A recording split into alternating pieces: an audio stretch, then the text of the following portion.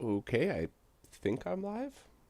As usual, I never quite know until I hear the echo in the YouTube stream.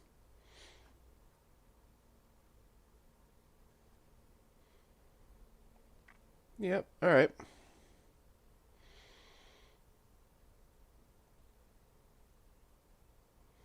I think I'm all set. I am going to start just by hooking everything up. I will, of course, be checking the chat the entire time to see what you all think. So let me grab some tools that I'm going to need while I'm waiting for people to join. And that way, hopefully, most of us can kind of see the whole thing.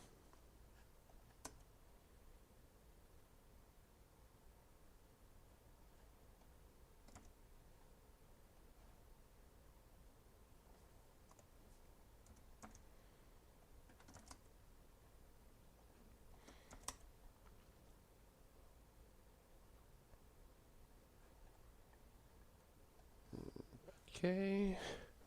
Alright, of course I gotta grab a time sleuth. This wouldn't be RetroRGB if we didn't have some time sleuth testing going on. HDMI cable. I'll get into the console stuff in a bit, just out of curiosity, but I'm going to start with the very, very basics, and also just take questions from the chat and stuff.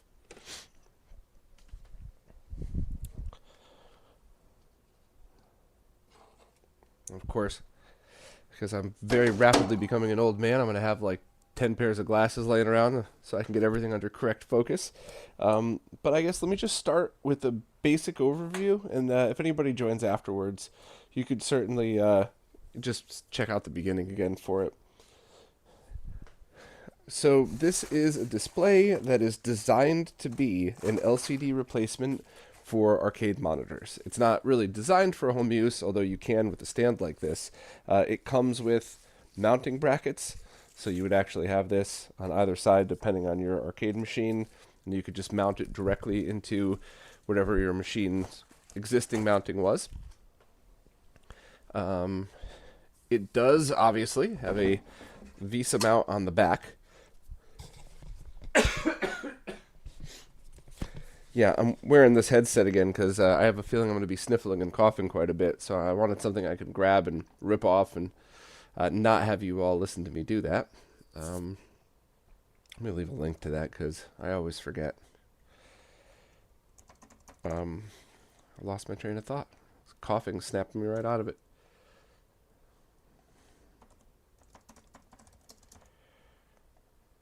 Alright, sorry, let me jump back in.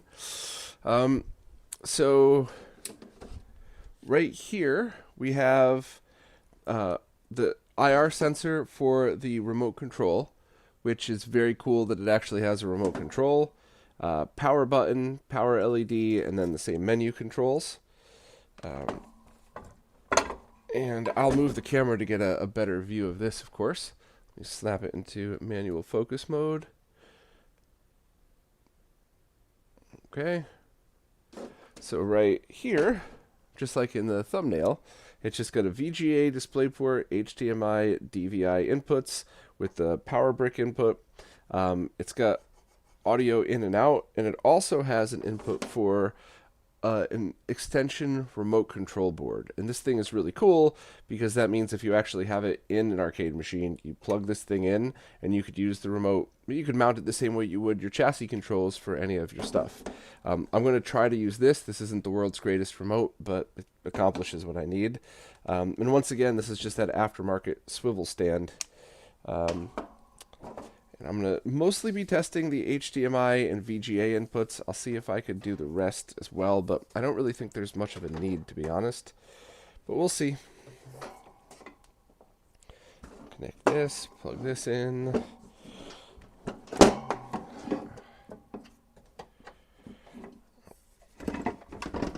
Spin us around. Alright, I'm going to do a power on.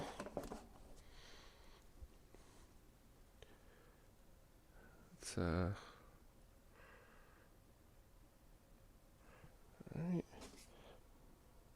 Hit the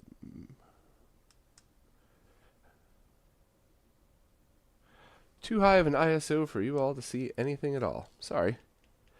It's always hard doing these because if I leave it like this, when I start the stream, everybody's like, "Oh, it's too dark." But as soon as I actually power on the monitor, it's like, "Oh, I can't see anything." So my bad.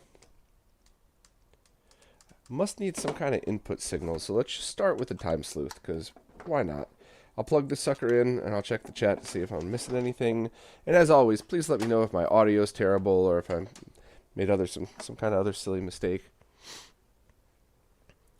Hey, what's up, Zero? What's going on, Shelf? Fathom, I would love a 4x3 OLED. I just don't think it's cost effective. Dr. Lilo, check the link in the description, please. There's specs to all of the different ones. And I actually... I will be testing both of the 26-inch versions. What's up, Leo? There will never be CRT production resumed. It's just you would need a lifetime of manufacturing. I went over this a couple of times, especially in the Q&As, but with respect, just it's never happening ever. So, okay, I guess let's just start with the lag testing and see what we got. Funny enough, it's set to 240p, and as you can see, it accepts it. So, all right, let's hold it here for a while. So this is a rolling frame of lag, which is, in my opinion, completely acceptable. Sometimes it's near zero, 2 milliseconds. Sometimes it's a full frame. That's what you get with the buffer modes of all of the scalers, the modern scalers. So I don't have a problem with this. A locked 2 milliseconds is better, but this certainly isn't bad. But that's in direct 240p. Let's see what we got for the other resolutions. Okay. 480i very clearly has Bob deinterlacing going on. You can see, I don't know if you could see it on camera, but definitely could see it here. So it's the fastest deinterlacing. It's not the best looking, but it doesn't matter.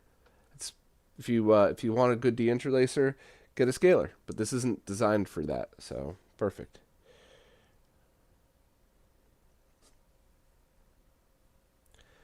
I'm just gonna see if it does also rolling frame. So I'm just gonna have to be patient here.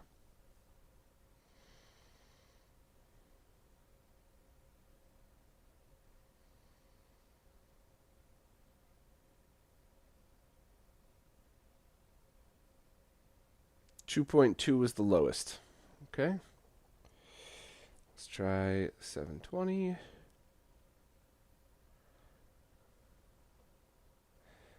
That's interesting. So 720p is locked at 1 frame, or 1 frame, I'm sorry, 1 millisecond, 1.4. Let's try,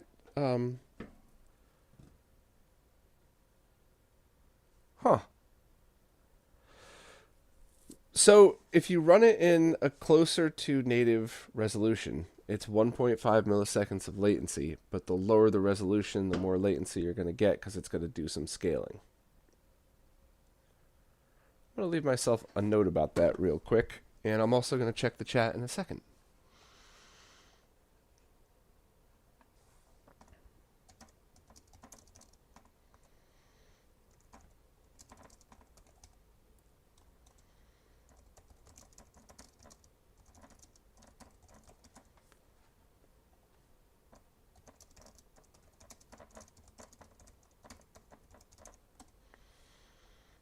Okay.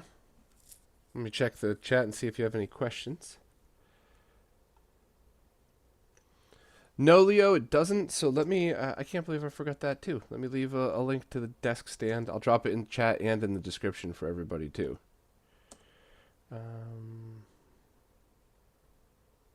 Shelf, what do you mean there are 6 lights? Do you want me to go through and show you how the lag in the flat panel works? Not being a wise ass, I'm dead serious.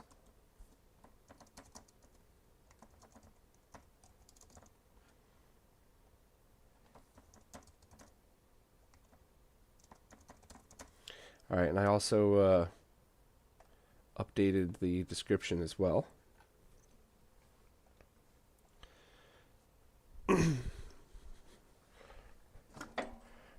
I think this is probably a good opportunity to try the Mr. Laggy as well here. So, all right, so I guess I'll do this real quick because it's relevant and it's something that everybody always asks me about. Why do I only show the lag here?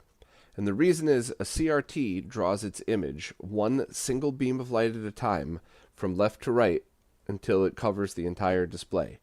So when you measure a CRT here, you're going to get something. You're going to get a millisecond of lag because of overscan, but it's essentially 0. If you were to pull off the bezel, recenter the CRT, and measure in the exact corner, it would be 0 milliseconds of latency. So that's what matters, because what's up here is what's going to be added to the whole signal. So now that's 1.4. If you go down here, you'll see it's a 16 milliseconds total, because that's how long it takes to draw the signal. So showing this is just showing the same, it's about a half a frame. The only other thing you'll see me do sometimes is flat panels draw their image top to bottom, but the entire line gets drawn at once. So the lag over here, other than my hand not positioning the light exactly correct, is going to be the same as the lag over here. So that's why you really just see me do it in the corners on flat panels for that exact reason. Let me test, let me just verify. Oh, interesting.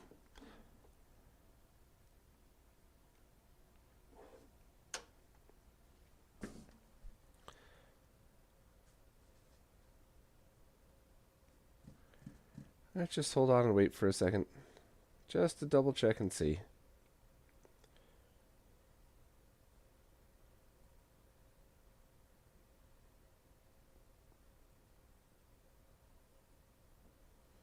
Yeah, it's about right. Same with this. And we'll go back to 1080p. Cool. Alright, so that's really it for lag testing. I don't think we need to do anything else. Please let me know if anybody has any questions. I'm going to put the time sleuth away for now. I could always grab it again if we need it, but I think testing with the Mr. Laggy might be interesting too, so I'll get to that in a moment. Yes, Leo, it's the mount I have is the one that I just dropped in the chat, and they're very, very cheap, and it seems to work fine. As you can see, I could rotate it with basically no issues. I'm positive there are better desk stands out there, but not for 20 bucks, that's for sure. Oh, Shelf, gotcha. Bad Star Trek joke. From which series?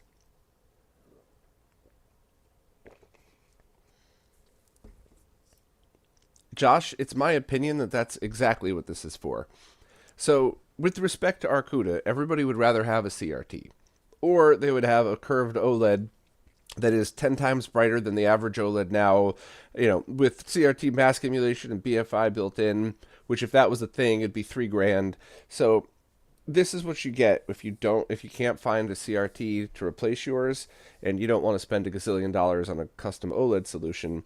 So this is it. If I owned a bunch of arcade machines and one of my CRTs died and I couldn't get it replaced, I would absolutely grab one of these while I eventually found a CRT and kind of just went from there. The last Arcoodas I tested performed really well. We'll find out about these today. So yeah, now of course you could just get this and leave it as your permanent monitor, but CRT enthusiasts kind of want both. So let me grab my box o' Mr. stuff here. My Retro Castle Mister. I'll leave it back on autofocus and just hope for the best here. It's I'll focus it back in once we get to some of the other testing, and I'll see if I could find my Mr. Laggy as well.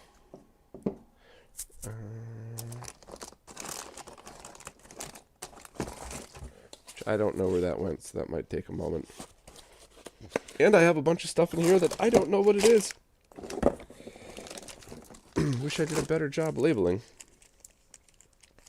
My old bandmates used to make fun of me because all of the demo files and riffs and everything would all be year, month, day, approximate time, and label.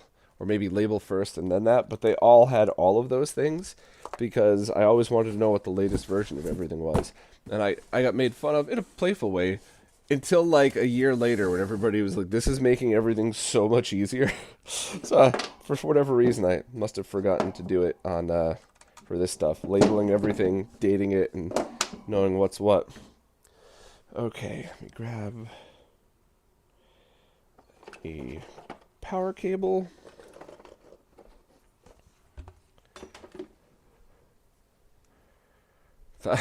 There's somebody with Cougar Town as the screen name. Did you ever see that show? Because that was absolutely awesome.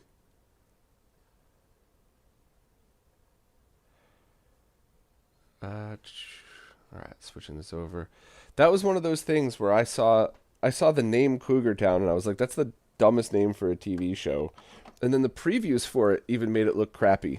And then a friend of mine was watching it one day and I was like, what show is that? And I laughed so hard the whole time. It was absolutely hilarious. So then I ended up watching the whole thing. Always wanted to play Penny Can. I gotta do that one day when I'm tipsy and I got my friends over. Anybody who's seen the show is gonna like it. Alright, I don't know what resolution this is even set to. Oh, it's set to direct video mode. And it accepts direct video? Well, that's pretty cool. Okay, we could just start with direct video then. I didn't expect that to work so quickly. Wait till my wireless icon pops up, and let me get manual focus, and let me get this a little closer. So sorry for the shaky cam, everybody. I want you to be able to try to get the best quality we can on this thing so you can get an idea of what to expect. Turn the ISO down all the way, get a good focus going. Alright, let me see. I'm not sure if that's going to be too bright, but let's get into an actual game. How about my favorite game? The 240p test suite.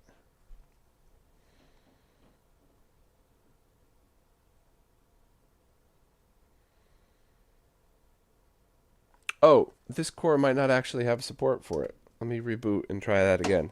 That's silly of me. Hey, what's up, Greg? How you doing? Axel, I believe this is on the market. Check the links as well.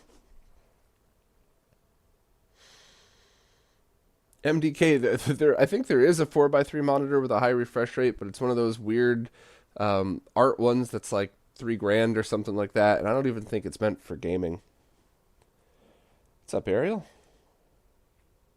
Leo, I'm in really low resolution mode right now, and I haven't even booted a core that worked right, so I won't know yet, but I do hope to get into that, and I do hope to get my camera set so you could see it as well.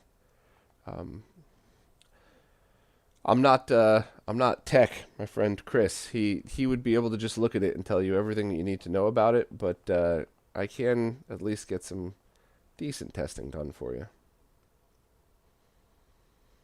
Alright, so I'm going to start.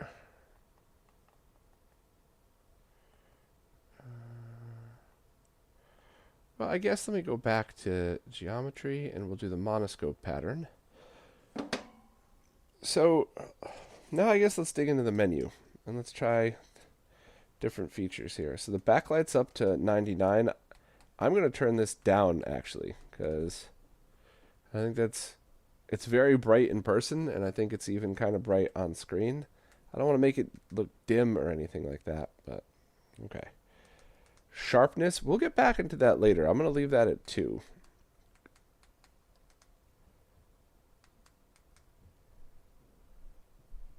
There's no auto adjust function for this. So we'll see. Aspect ratio.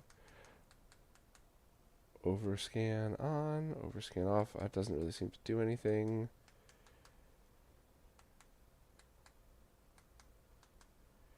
Am I stuck in this menu? I think I'm stuck in this menu. Well, that's weird. It's not letting me out. Okay. We are stuck in the menu. Let me try the actual buttons themselves.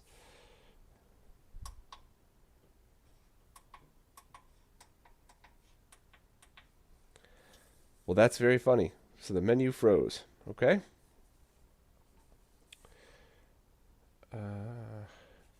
You know, just out of curiosity, let's try the remote menu. Menu control I showed at the beginning of the stream. And let's see what happens when you plug it in while it's on. I didn't see a warning, so if I blow this thing up, I'm going to feel real stupid.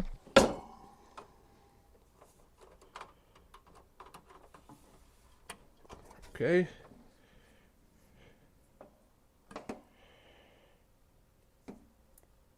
Well, that was the power button. Well, that totally defeated the purpose of what I was just trying to do. Oops.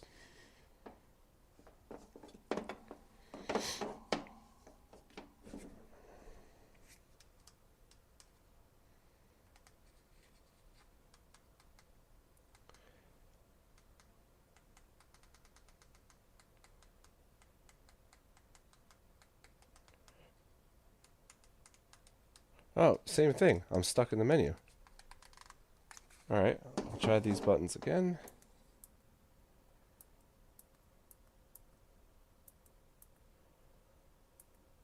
Oh. Okay. So they have some issues with their menu, that's for sure. Not a deal breaker even a little bit, because how often are you really in the menus of these things, especially for arcade stuff where you're generally going to leave it on for a while, or leave it on one board usually. So let's try this again, see what else we got.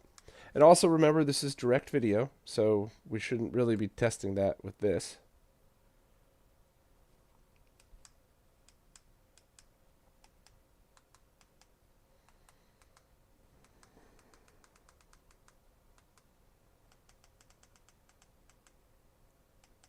Let me turn that backlight down. It's definitely too bright.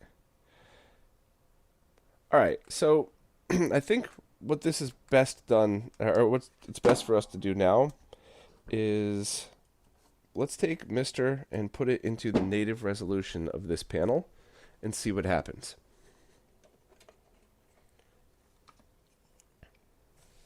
I'll also check the chat as well while we're here.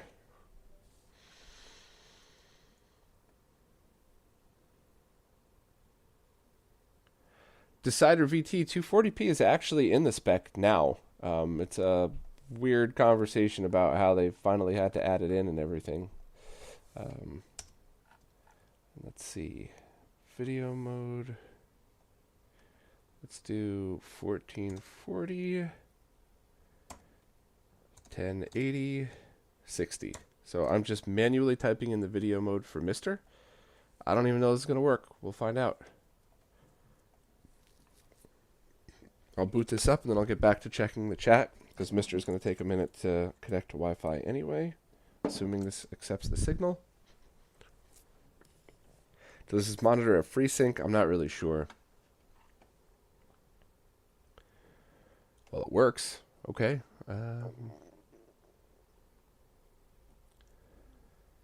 Yeah, Benedict, I'm looking forward to testing the 4K one as well, just to see. Otachi has the 20-inch version of the Arcooda, and as well as the 32-inch in their Vuelix. Yeah, they're good displays. Oh, FreeSync is there? Nice. What's going on, Lou? Good to see you. Oh yeah, Ariel, I'm going to do RetroTink 4K, 5X, OSSC, the whole nine.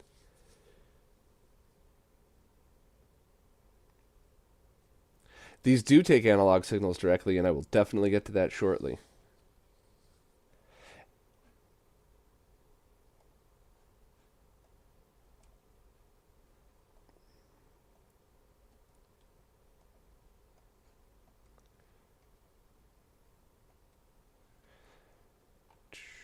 Well, Dry Sushi, the price does seem a bit high if you compare it to like a 1080p gaming monitor. But what you have to understand is these are 4x3. They're designed to go directly into arcade machines. And on top of all of that, they with their add-on board, which they sent me, I don't have any arcade boards anymore, but let me see if I could show it to you at least. With this board right here, it's not expensive. It's an option. You could plug your arcade board directly into this, and this even mounts to the back of it. So no super gun, no rewiring your arcade machine. This is literally designed for my CRT died. Unplug my CRT, remove the chassis, put this one in place, wire RGBS in, and you're done. So that's a pretty big deal. Let me just verify the resolution here. 1440 by 1080, 60 hertz. Do I have... Oh, I do have Mr. Laggy in here. All right, well, let's go to the 240p suite first, and then we'll kind of go from there.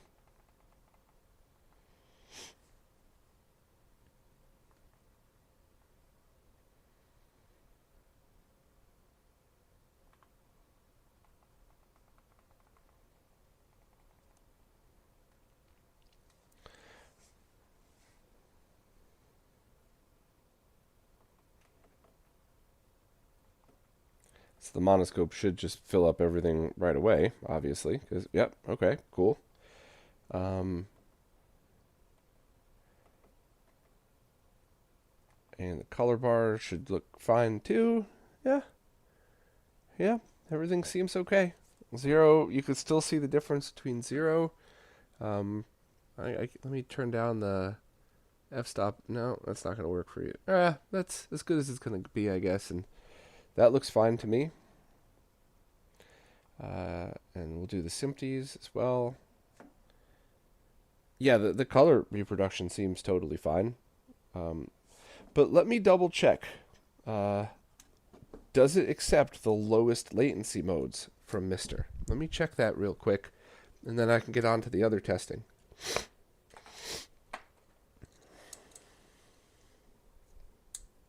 Native resolution's 1440 by 1080.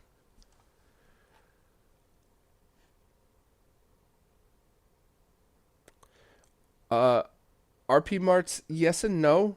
So you just got to remember that this is meant for an arcade machine. So you would take the wiring harness and wire that in. So yes, essentially, but you just got to you have to treat it like an arcade machine from that perspective. VSync adjust was already set to 2 for low latency mode. Okay.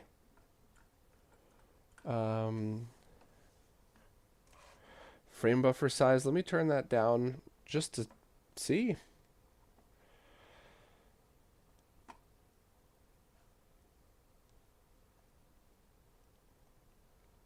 All right, let's try this again. It was already in low latency, so that's a really good sign. Leo, yeah, that's definitely the camera. I could try to get this camera a little bit better. It's kind of hard to do that in live streams, but I'll do my best. Let me see if I could lower it down and get it at a different angle while we're doing it.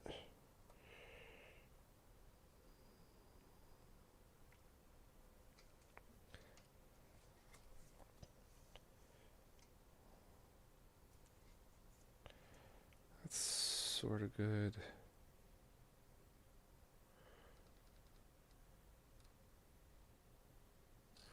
Maybe that'll be a little bit better. Maybe.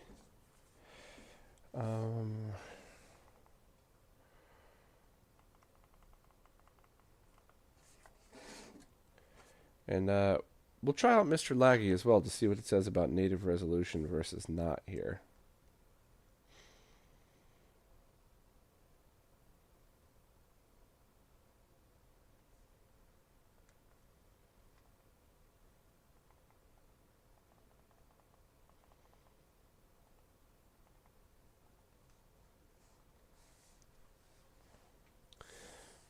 I'm just kind of curious as well with this.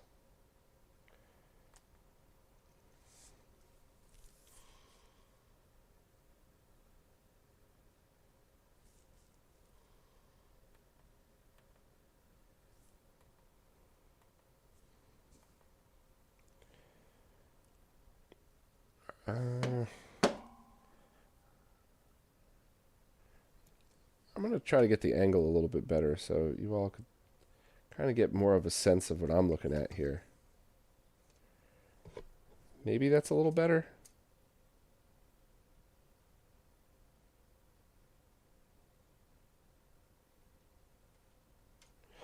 And let's check the settings and see.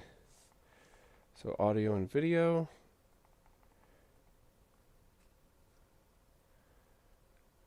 V integer.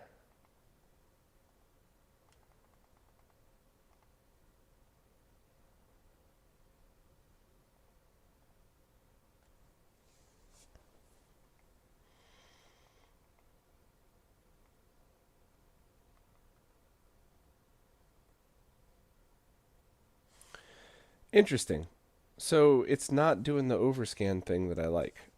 So we'll try messing with that in a second. Let's just see what scan lines look like. Both because I'm curious, but also because it would show you how if it's evenly scaling it or not. So let's see if I could zoom in for you here.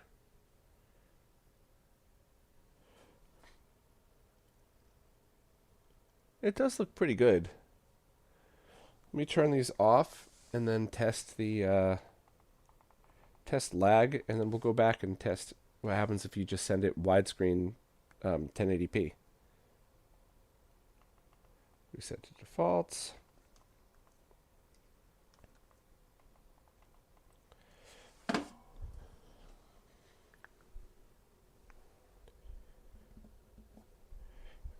Actually, I'm gonna swap this power cable around really quick so I could grab the USB cable from it. All right. Check the chat here.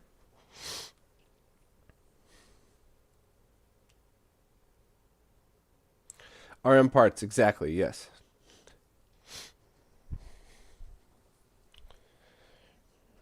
Right. Connect the sensor, and let's go right into Mr. Laggy and see what we got.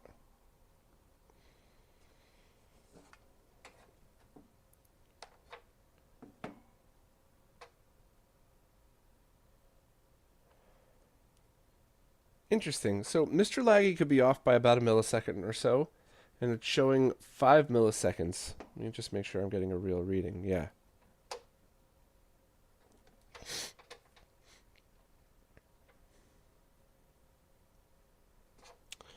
So now I really want to double check the settings on this thing. I just shot my micro SD card right out of the mister. Good thing it landed right in my gut. All right.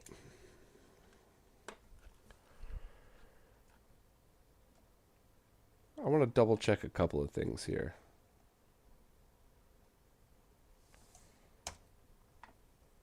Zero.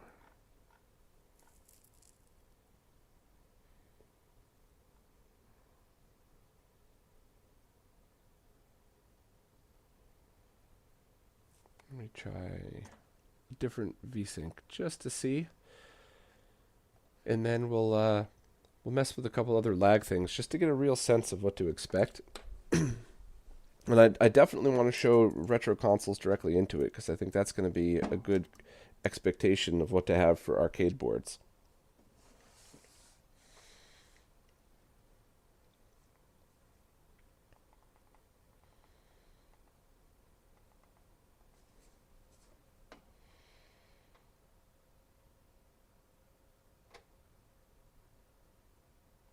Well, that's funny. I definitely changed the wrong setting. Definitely changed the wrong setting there. Okay. I'll put that back, and I'm also going to go for regular 1080p to see what happens.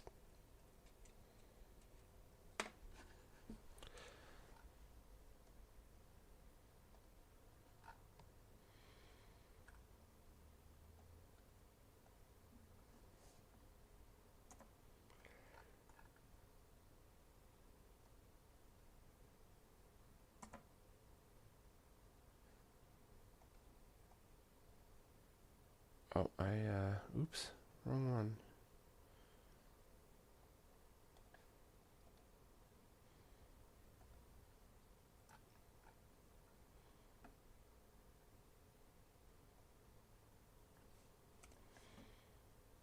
And I'm just going to do standard 1080p because I want to see how it handles dealing with a wider signal. I think that would be an important thing to note. Jeremy, don't come in dropping negativity. You gotta understand context. If you're like, oh, I'm looking for a 1080p monitor for gaming, yeah, sure, it's too expensive. But if you're like, oh, I have an arcade monitor or an arcade machine and the CRT died and I can't get parts for it, and do I buy a different LCD display and come up with a custom mounting solution for it, and then get a super gun, and then rewire my cab for the super gun, and then configure everything in, or do I just buy this and drop it in place? suddenly you're saving money. So you always got to put context in key. You can't just assume one or the other.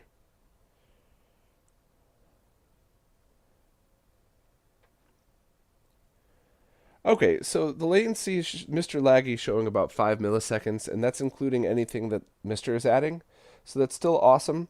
But now I'm curious to see how this is going to affect the... let me get back here. The widescreen aspect of this.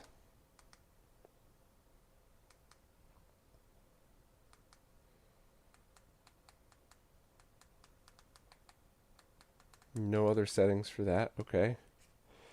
So this is going to have to be configured on the input side.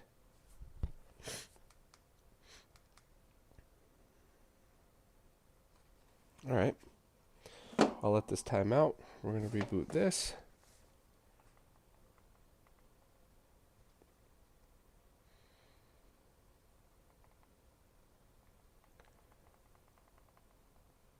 And I'm going to try the same thing. I'm going to load up the SNES core and do the same test I was doing before.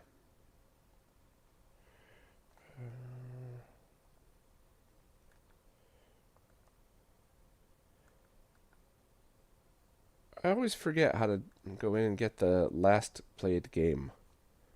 You're supposed to hit select, but if you have the keyboard, what's select?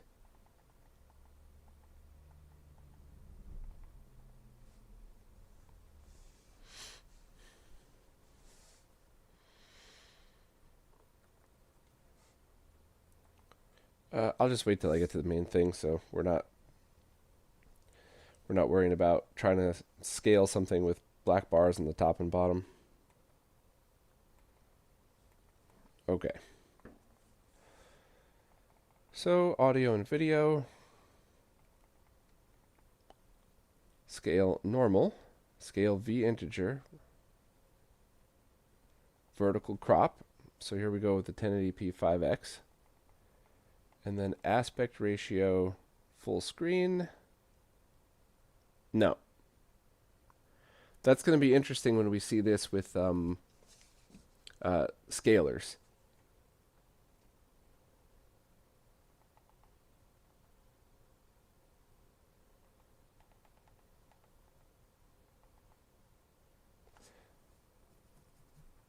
Very interesting. Okay. So you have to run Mr. in the 1440 by 1080 mode, and that mode doesn't know how to do 5x overscan, which is fine. That's just something to note. So you're not going to be able to use this to get like a CRT type of overscan with Mr. without some further tweaking.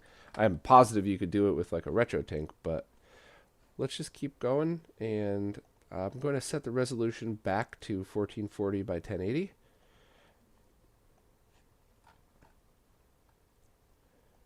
Mode 1440, 1080, 60. Leave everything else at its low lag, and try a couple of arcade things just to make sure. Let's do R-Type, because that's the one that's always very oddly compatible with things. As I'm booting this too, I'll recheck the chat as well.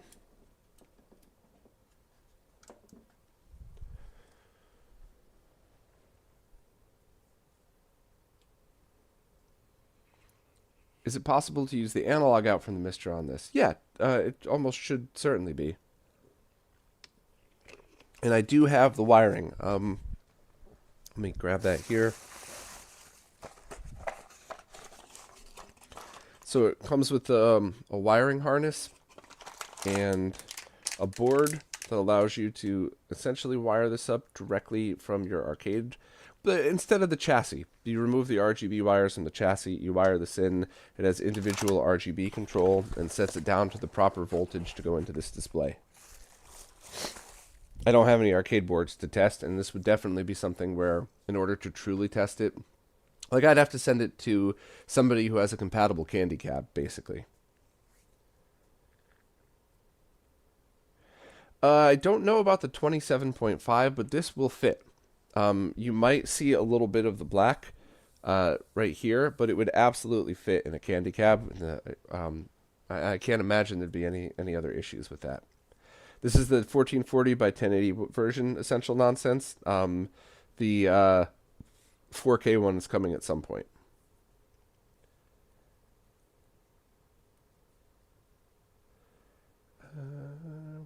Hey, what's up, Bubba? Did you do the TV show? Alright, so let's go and do R-Type, and then try, one or two other arcades just to see, and then we'll move on to analog input. Oh yeah, R-Type. There we go. I don't think we need Mr. Laggy anymore, but I'm going to keep it out. So just a shout out to Martin, aka Wickerwaka, who designed Mr. Laggy and did the R-Type core.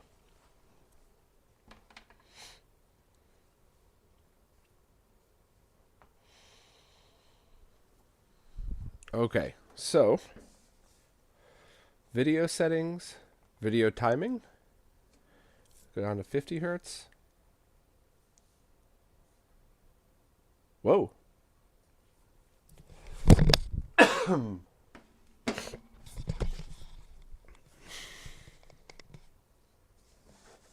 57. And of course it'll work in 60.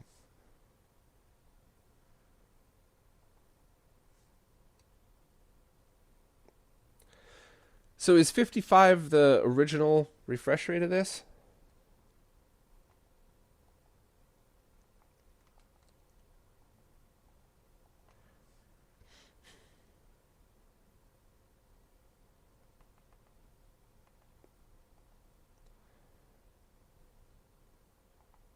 So that's an integer scale.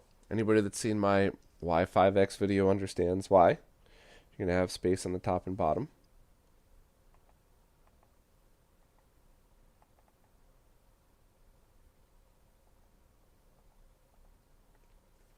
And normal mode just scales it.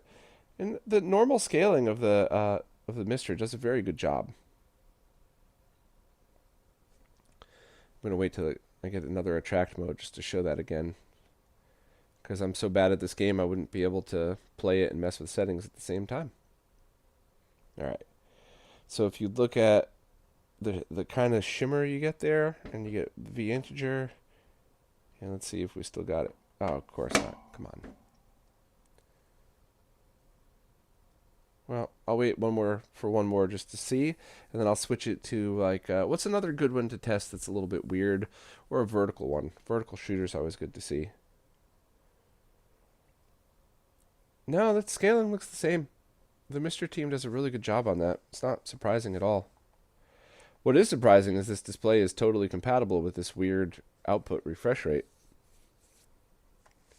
Surprising in a good way, obviously. What about...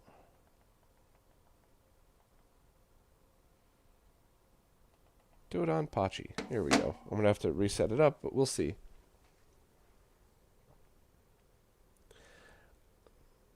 Uh-oh, it was an experience.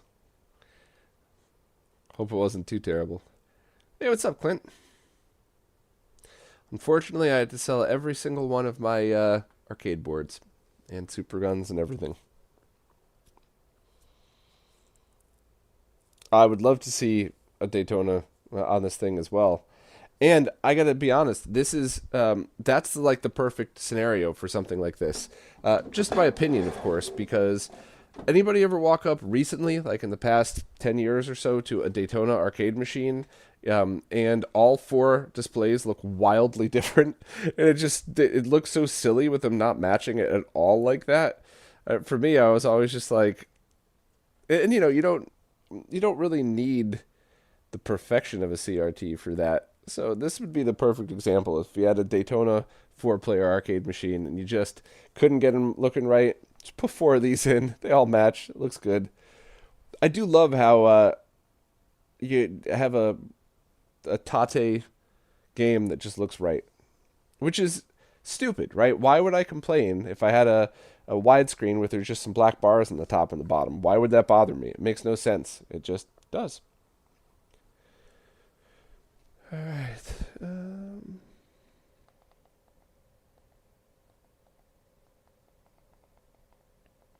57 hertz refresh rate for this one. That's what I thought. And it looks good. And it works.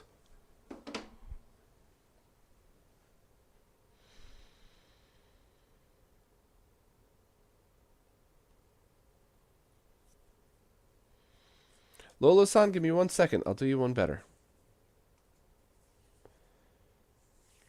Games on the X68000 core. I don't actually know if I have that set up. And this looks great, by the way. This looks really great. Let me see. Is there video processing, load preset, display? Let's do JVC.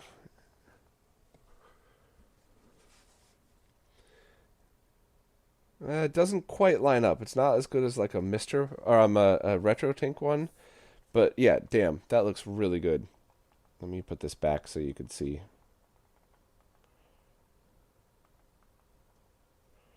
Before I switch over, in fact, here, I'll leave this on for one more attract mode while I go and grab what I'm about to grab, because I just think that looked really, really, really impressive. All right. This.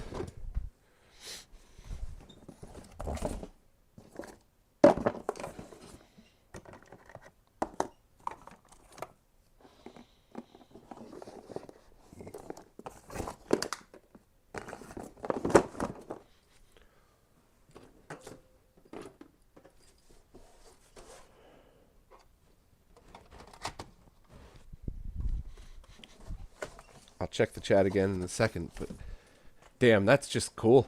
That's just really cool. It looks great. Bright. Perfect geometry, obviously, because, you know, that's the... Might as well mention that, because that's the one thing you're always going to gain with a flat panel over a CRT.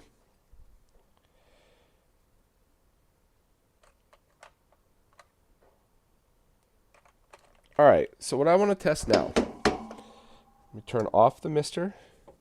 Let me spin this around so you all can see. I am unplugging the HDMI cable altogether. Get that out of the way.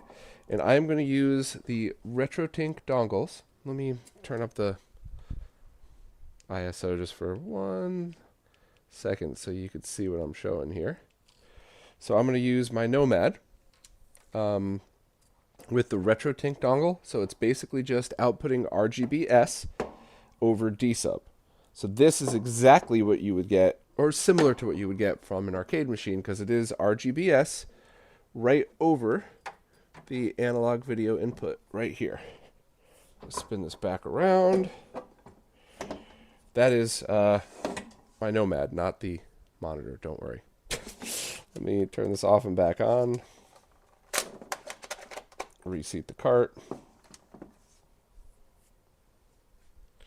All right, let me get us back in here. So it says 640 by 224. And let me get the ISO back down to a, sorry.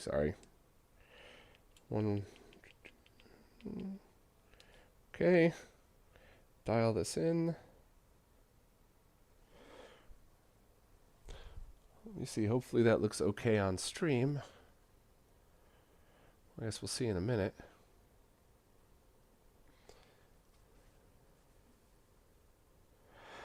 Your use case is a drop-in for the Unico Nova Blast. So that's a great question. And I think you should wait until the 4K one is tested and see if they make a huge difference. But the question for you is, what are you putting into that? Do you have like a Mr. Raspberry Pi, a RetroTink, or are you doing direct arcade boards into that?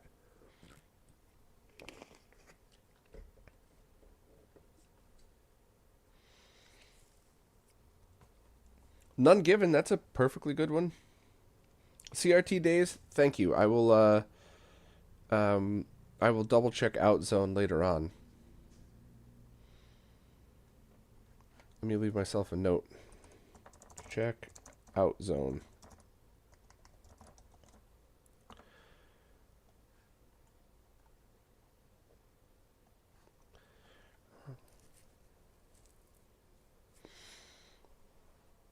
Yeah, there was a lot of issues with that Unico one. Alright, so I'm going to go in... Well, wrong remote. Test patterns. We'll just start with the monoscope. Oop, All right, so all this weird cutoff. So now it's time to check out the menu and see what it's got. Remember, brightness is still in the 70s, which is, I think, awesome. Shows how bright this thing is. Let me hit auto adjust.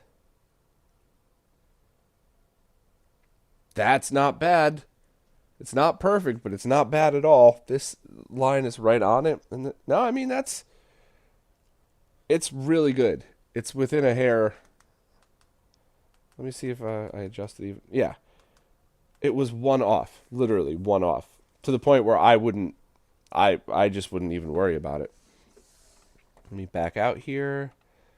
And I don't know how this one's going to come out. Oh, phase looks fine as is. So let me go back in and... Where's a good sharpness test?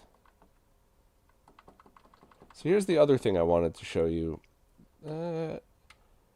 Let's try that, and let's go back into the picture menu. Oh, come on, back out. And now let's check the sharpness all the way up. Maybe just back in the main menu is better. So it shipped at 2, which is better than most LCDs. This is what I would expect with most LCDs at 0, which is terrible. Check it out at 4. Let me zoom in here for you.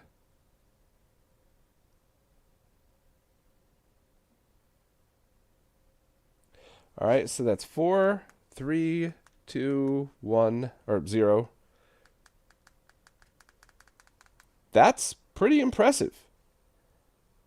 Now, it's not RetroTink 4K impressive, but context, right? This is built-in scaling to a display. That's not bad at all.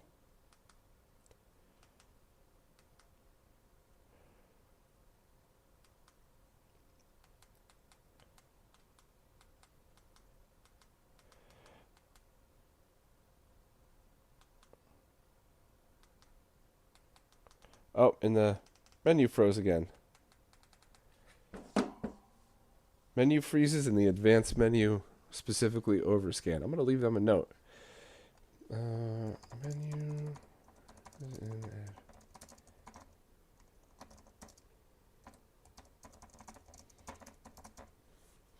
Okay, I'll let them know. They're in Australia, so they're sleeping right now. Thank you so much for the super chat, Jeremy. That's really nice of you. I do appreciate that. And yeah, the Nova Blast community is all over this for sure. So are you just like an enthusiast that I don't know the best way to word this, that like corresponds in Discord servers and stuff with other Nova Blast people? Or were you somebody that were working on part of the project? Because I never actually saw one in person. I just remember seeing what Todd had said about it.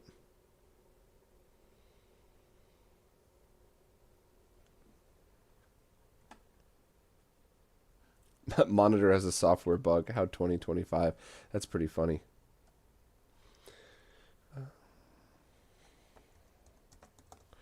All right, let's check some more settings here and see. And I want to show some real world stuff as well. But okay, so if you just let it time out, that's actually a good thing to note. I could just let that time out if I needed to. And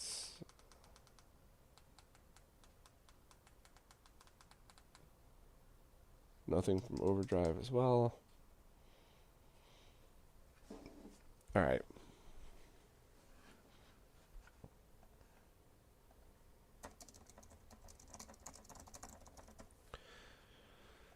Let's do the scrolling thing first, and then I'll put on like Sonic or something.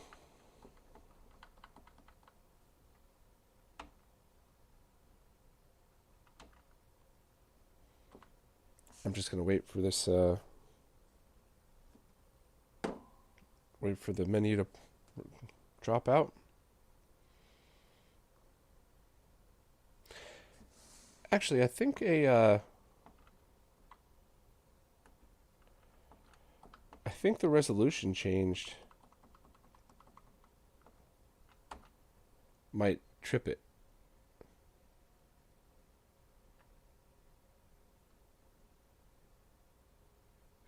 All right, so it doesn't seem to like 480i from the Genesis.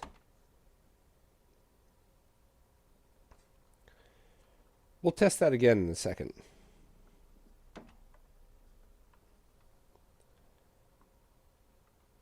All right, so we'll go to scroll test. That's not bad at all. I mean, it's not OLED with BFI good, but that's not bad at all.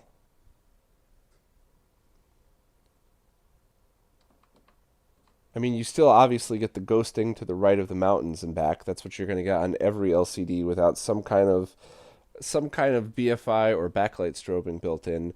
But the softness on the trees right here, that's not terrible. You still do get, you get the shadows in there too. So this is not CRT quality, but for built-in scaling, this is what you would see with your arcade boards. That's not bad at all. I'm going to grab my EverDrive and test a couple of actual games here too.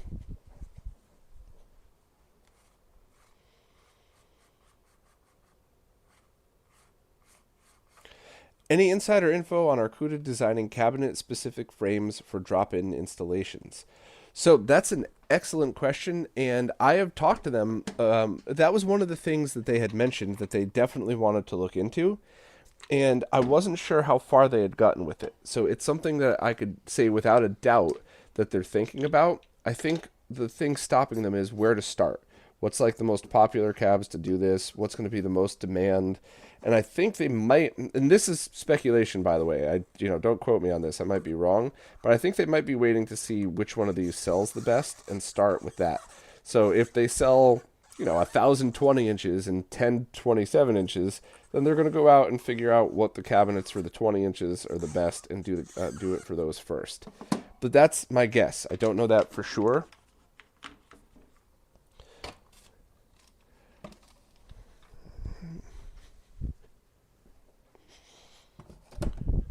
Let me switch over to the EverDrive. I just had to clean it with some isopropyl because it's been getting real dirty with all the different consoles it's been in.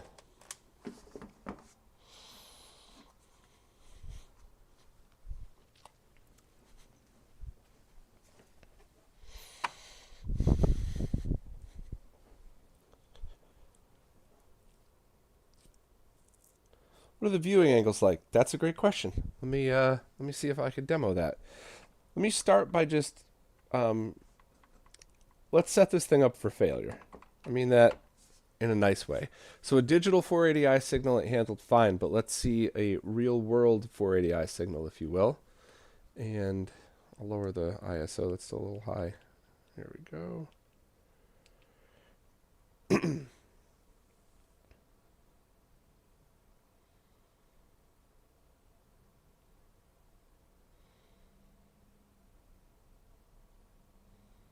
All right, so it's not liking the 480i signal from the Genesis.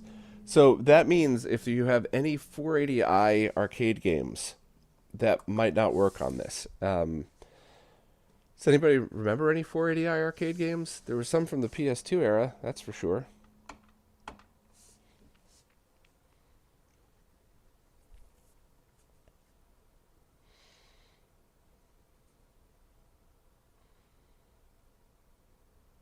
I mean, this does, for plugging an analog video console directly in, this does look surprisingly good.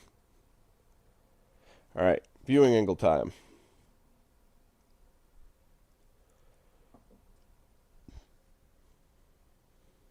I mean, that just about says it all, right? I could still see it. That was a great question. This is why I love doing these live streams, because I would have forgotten to test that. So I guess a more realistic one would be this. So you're not dead on, but you're sitting next to it trying to, like if Beast and I are sitting next to each other at a candy cab. We're not small people. We're going to have to space each other out a little bit. So this is how it would kind of look. Let me do it from the other angle.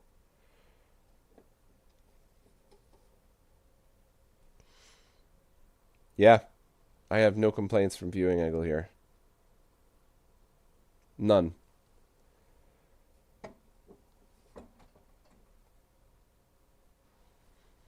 I'm going to check what else the chat's got, because that was a great question. Sega STV, yeah, exactly. I don't have a Naomi setup, but that's a good one too. Hey, what's up, Clint?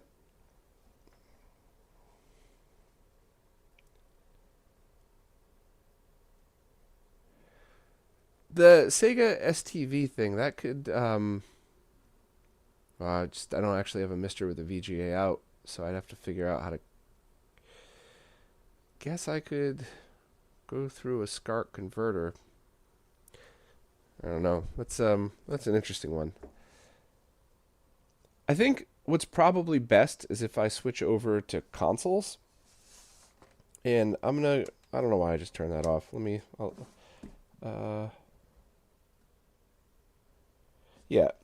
switch over to SNES. And I will test its odd timings, but I also will use that as an opportunity to test the OSSC. So we can see if it's OSSC compatible. And we could test the other RetroTink stuff if you'd like. But we could test 480i from the SNES as well. Let me grab that cable if I could find it. My box of cables is a little messy at the moment. I'm usually more OCD about that, but it is what it is. Let's tuck all this back in.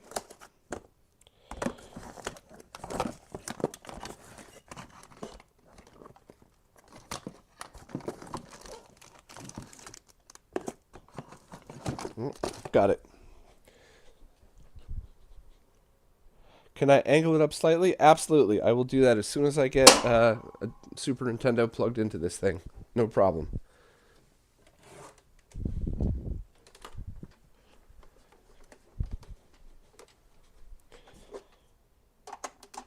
Connect up to SNES.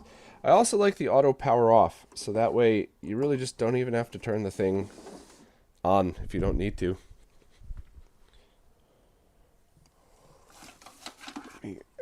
By the way, I still want to do the follow-up live stream on these clear SNES controllers with the new membranes. That'll probably be next week or the week after, because there's some updates to that you all might be pretty interested in.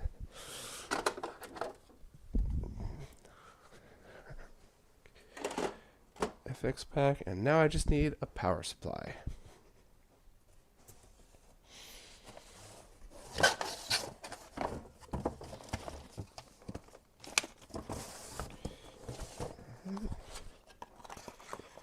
Got it. All right.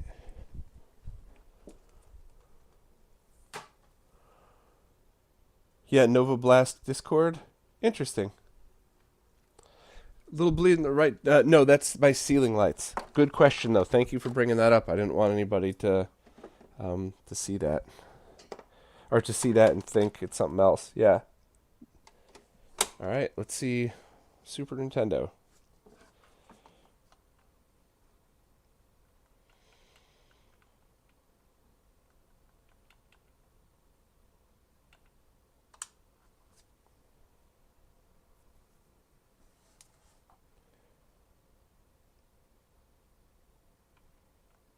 Okay, it's not really liking the SNES. I want to give it a minute, but it keeps dropping sync, as you can see.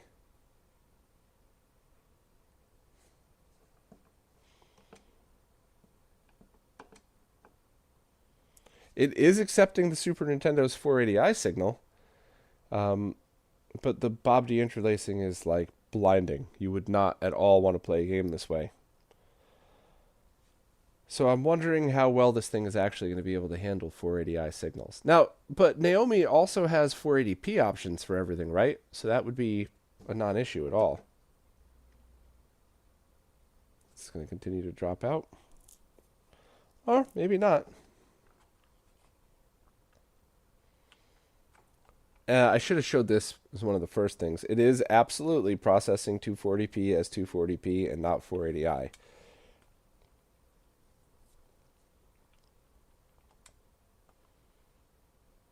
All right, so it needed a minute. It needed a minute to get used to SNES. That's okay. I think once a game is booted, it should be fine. But let's see if we could figure out anything else in here. Let's go back to auto adjust.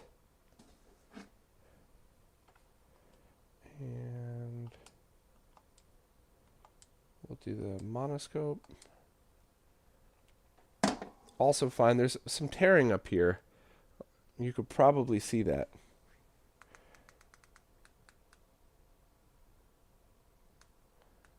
Phase isn't really affecting that at all.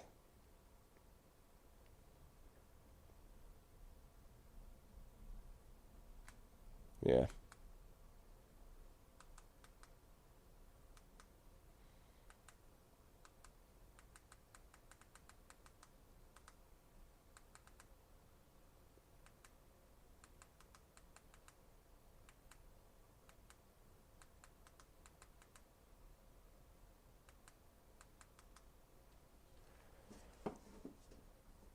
Overdrive. Let me go back and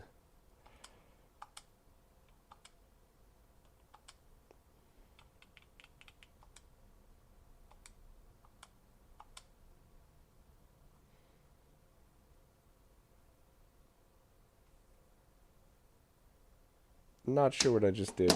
Probably should just reboot.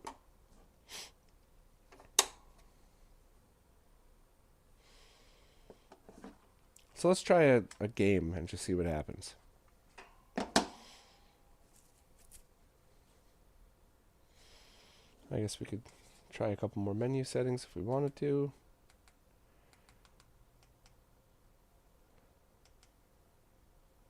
The volume would be for the speaker output, which I could test in a second.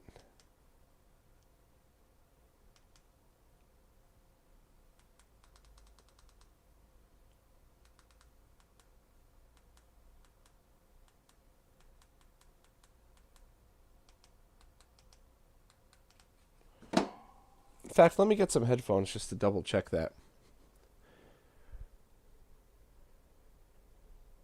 Wow, Voltar's alive. Dude, titty jokes, that's pretty funny coming from the guy who's now fatter than me.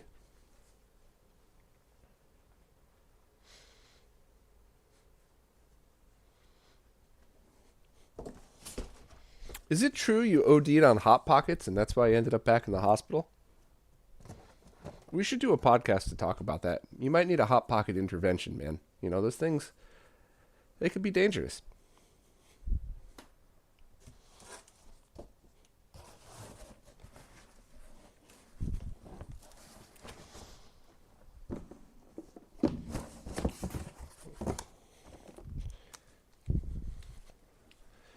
I'm going to turn the monitor off and on, both to get rid of the menu and also to just to see, oh, of course the menu just dropped out, but whatever, just to see how it reacts. Let's power it back on and kind of see, and I'll grab headphones as well, and also see its compatibility with like the OSSC and stuff like that.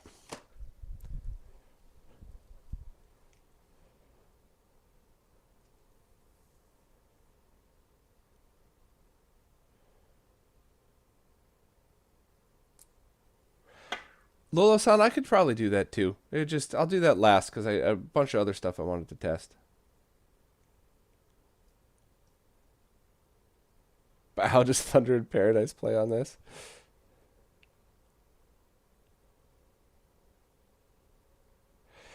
Yes, it's depending on the mode, it's either 1.4 milliseconds or a rolling frame, and it does handle 480i, but at a let me try to rotate this. At a Bob deinterlacing only, so you get that pretty crazy flicker with it.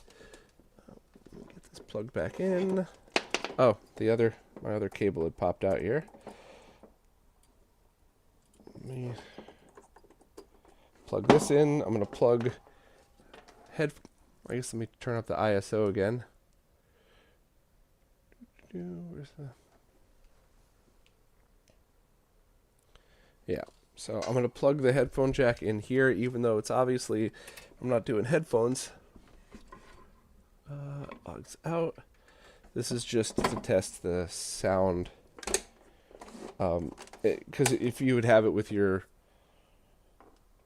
Well, that's actually interesting. I wonder how this would wire in to your arcade machine's speakers. You would probably take the sound out of this if you were doing HDMI, but your sound would probably stay wired the normal way if you weren't.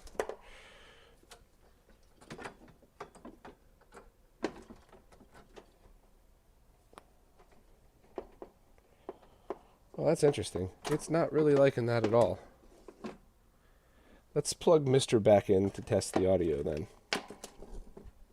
And I could try that other core that people were asking about. That's plugged in, that's plugged in. Power the sucker on.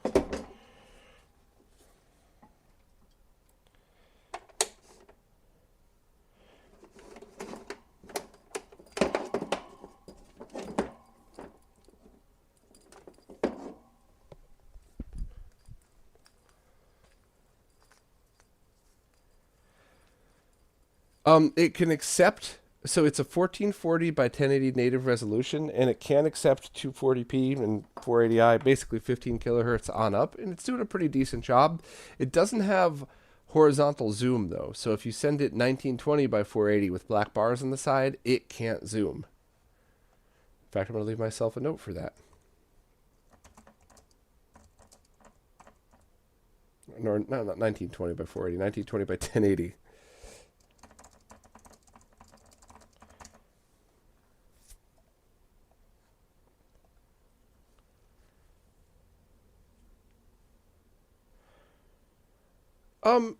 So Voltar, all joking aside, I actually don't think this is the one that you would pick up for a bar top machine. I think that the polite jokes people in the chat were making about like picking up an old Dell monitor 4x3, fine, I see them at Goodwill now and then too. I think those would be the better choice because you're already just going digital in. I think the true thing about this that is a big deal is that if you have a candy cab and your CRT dies or your chassis dies or both, and you're waiting on a replacement, you pick up one of these, it's just going to work. And maybe you're eventually get a replacement, maybe you don't, but I think that's the perfect use case. And there's even a cheap optional board that allows you to wire RGBS directly from your arcade machine. So you don't need any scaler, and it looked totally fine with 240p plugged in. Not as good as this, obviously, but totally fine. All right, I'm going to take off my headset and try out the sound.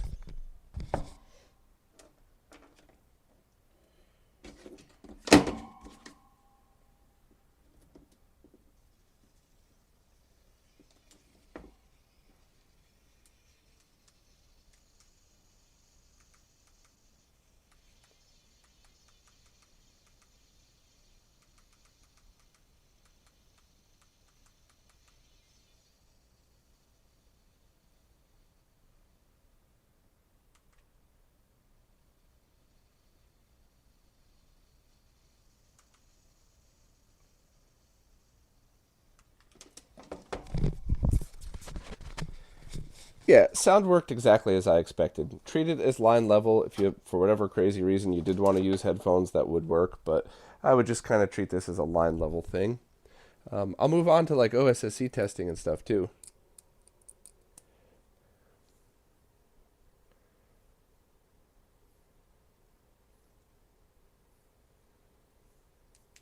Thanks, RetroTuna. Yeah, I'm using this one instead of my normal wireless because if I start coughing or snotting or something, I could just rip the headset off, whereas the other one I have it clipped and I'd end up breaking something.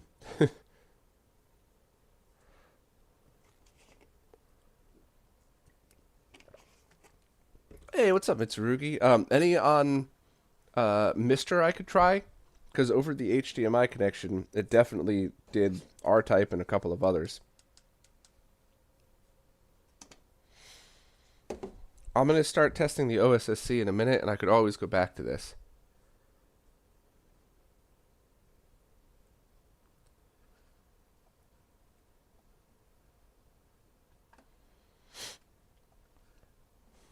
Let me just double check one more thing.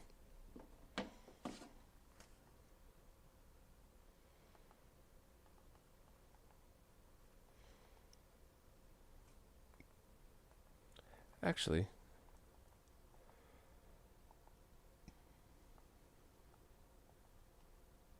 I don't know if I have any games or anything. No, that's not what I was aiming for. Alright, well, I'm going to power the sucker off anyway, just for a moment. I'm going to switch over to the OSSC, and I could try to do that analog video Mr. test for you before we go. I'd be curious about that as well, but that's basically where I'd have to end because I just don't have any arcade stuff to test. But so far, it's I would say that this is passing every test except Direct 480i. That's probably not going to be what anybody wants to use with this thing. But other than that, yes. Let me get the chat back up. I don't want to miss anything. What about games with unique vertical refresh lights like Mortal Kombat 1? I had to sell all of my MK boards, unfortunately, so I got no clue. I wish I could have that. All System 24 games. Is that on Mister yet? I totally forgot.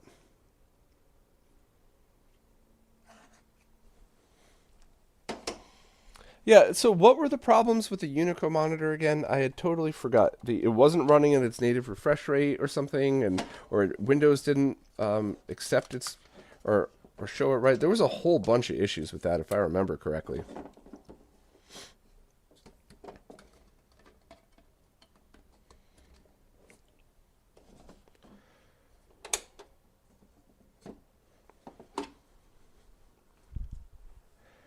Alright, so we'll just leave F0 up again, because why not?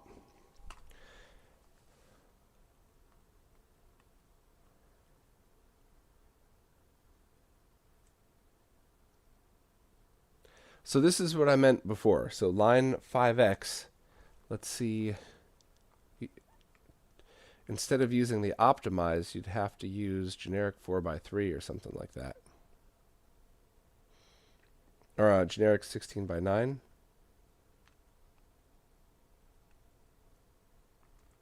Oh, I guess there isn't one, really.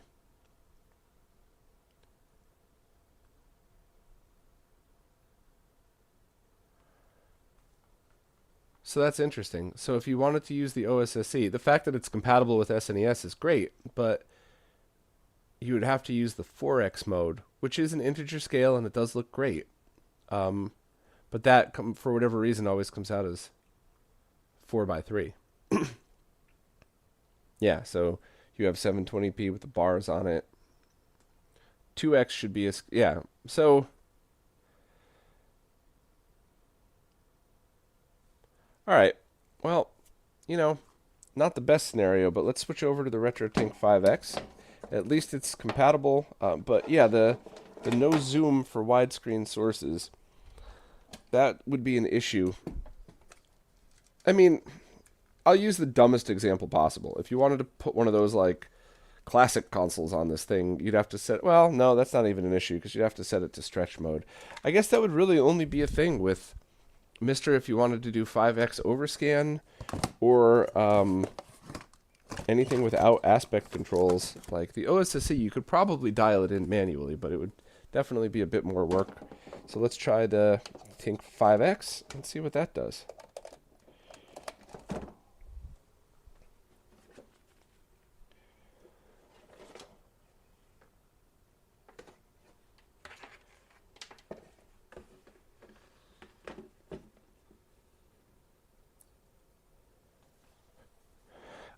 Yeah, Elliot, Dreamcast did have a weird resolution, but it's not something that would be incompatible. I could try Dreamcast.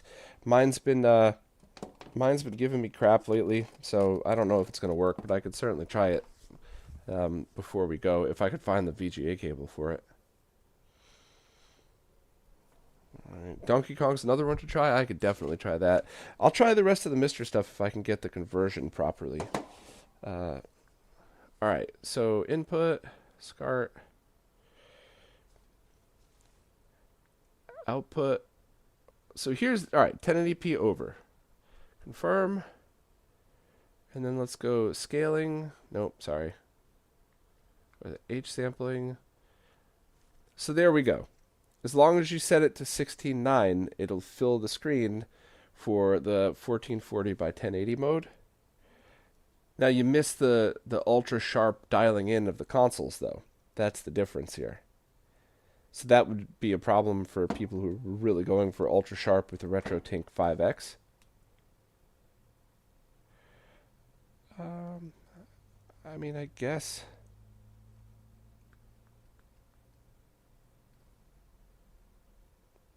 Yeah, but you start doing stuff like that, and the phase gets off.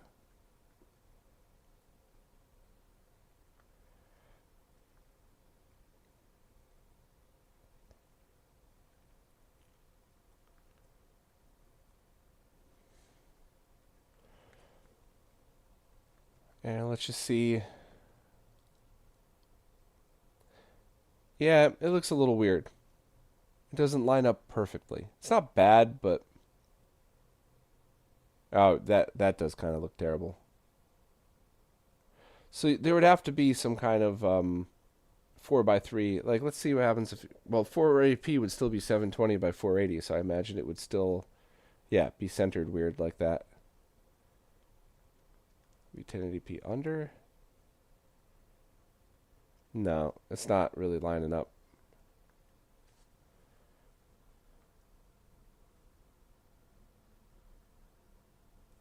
Yeah, so that's going to be an issue here. I'll switch over to the Tink 4K though, just to see.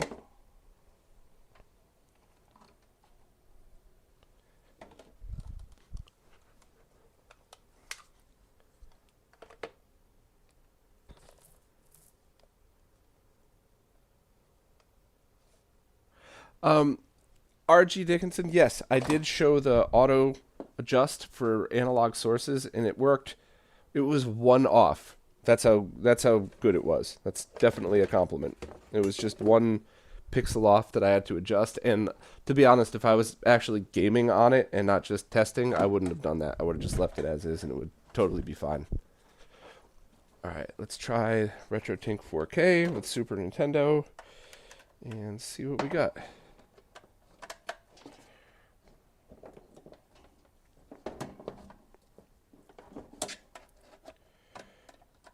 So at the moment, the Tink is outputting 4K by default, and this does nothing with that signal, which is fine. It's just something to note. And I'm going to press the 1080p button, and poof, here we go.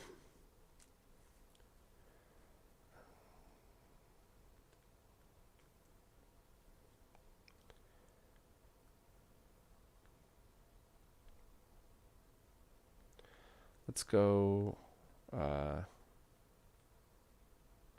Genlock, Frame Lock. Both work with Super Nintendo. That's great.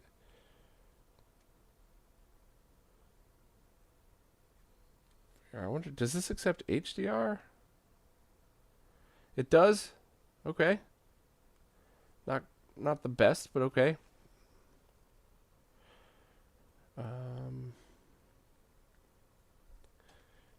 Oh, I left the ISO up like a moron. I'm sorry.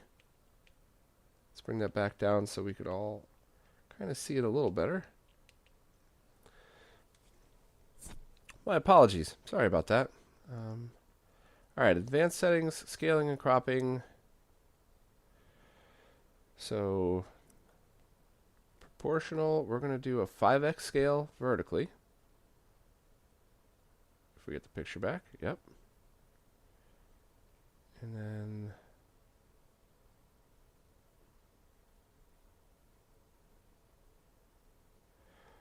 I guess we should set it then to 16:9, and then that does work. Okay.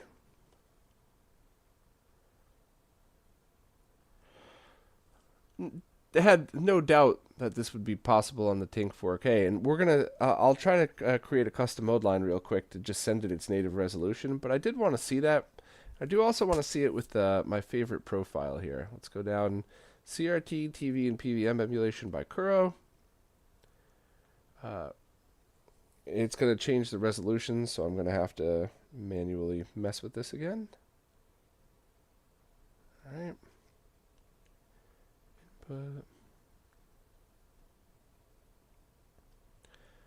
So I'm going to have to go back into the scaling to see if this lines up. 16:9, proportional, we'll go to 5x.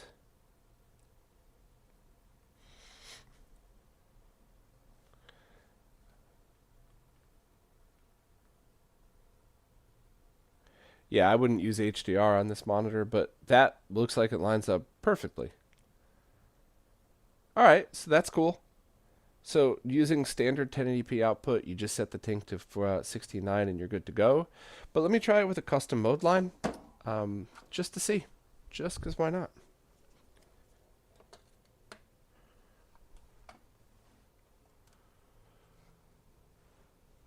Hey, what's up, Dell?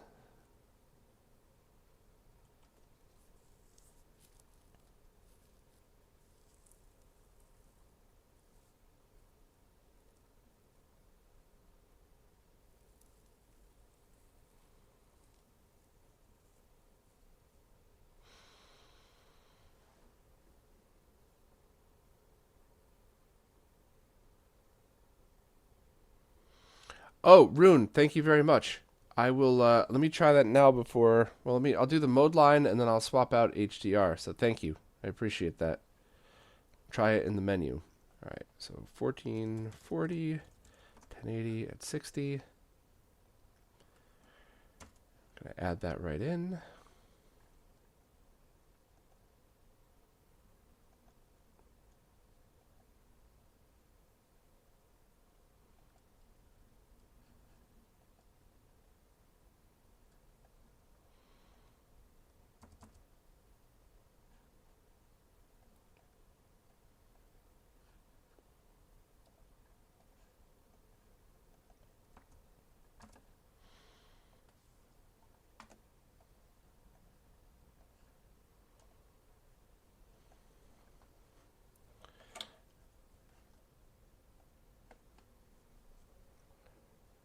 Um, Frank, thumbs up in the right context.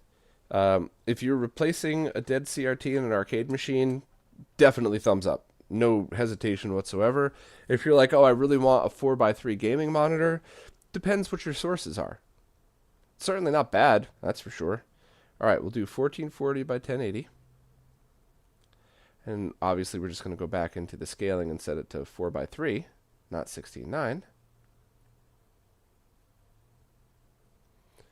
Everything's looking like it's still lining up just fine. Mask emulation's good. I'm going to wait for another attract mode of F0, and then I'll switch to a different Kuro profile just to check that. And, yeah, that's looking great. And let me do the HDR test. So I'll go into the menu.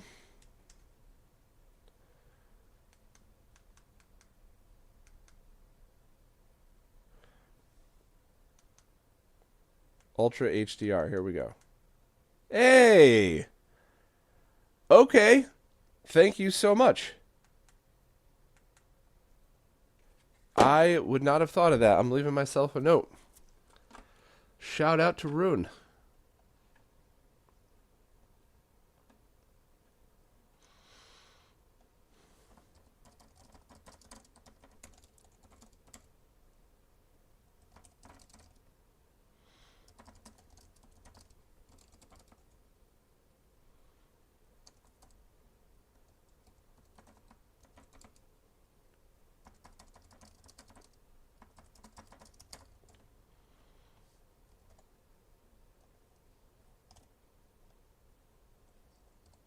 Okay, note left. Thank you. That's a big deal.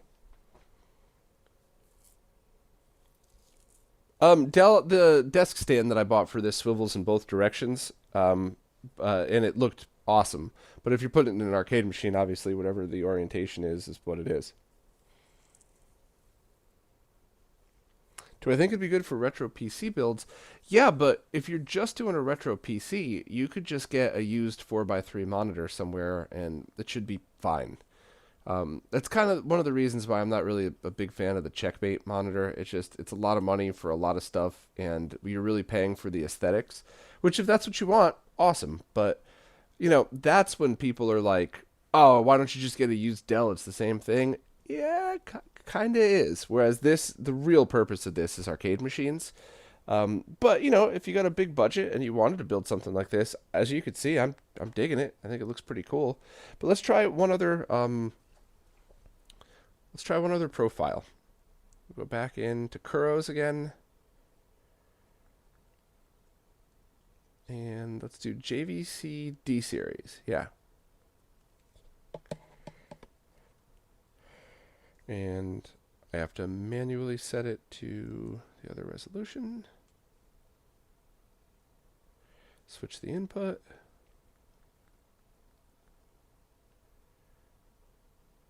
And I got to set the scaling again manually.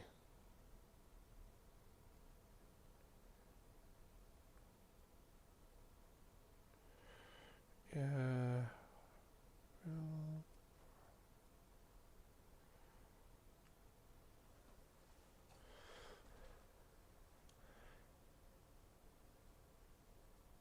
Yeah, that looks about right.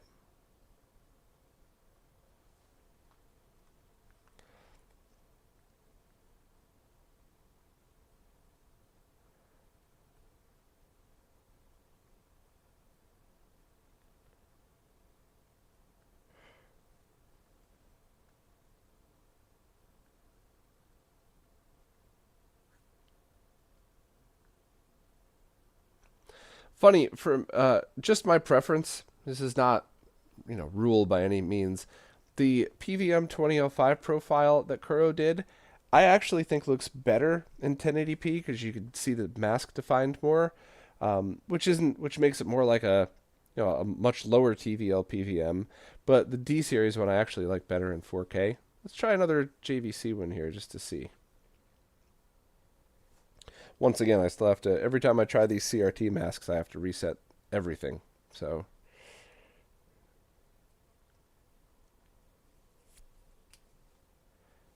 yeah, I think this one might be a little bit more arcade machine-esque. Let's see.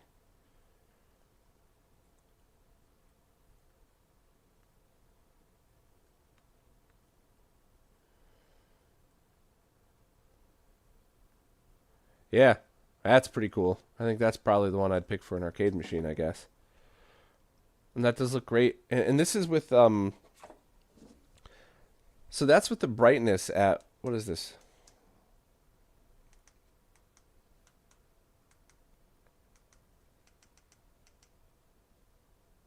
Oh, yeah, no.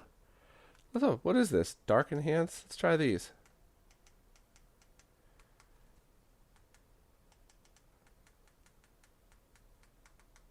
The menu's freaking out again. Here we go. Not really sure what that's doing.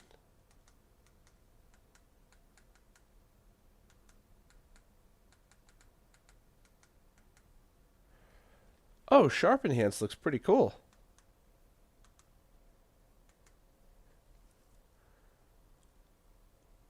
That's pretty interesting.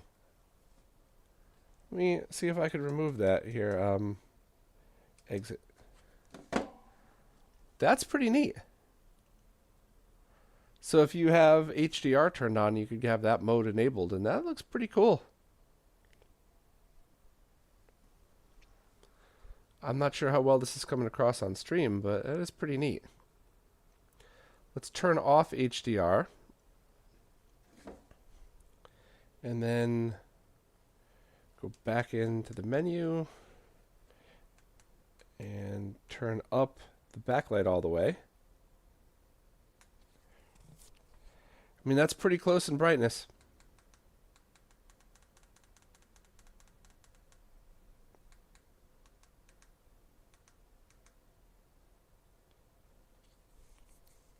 Okay, so with Ultra HDR as auto, that's what we did before. So that was off by default.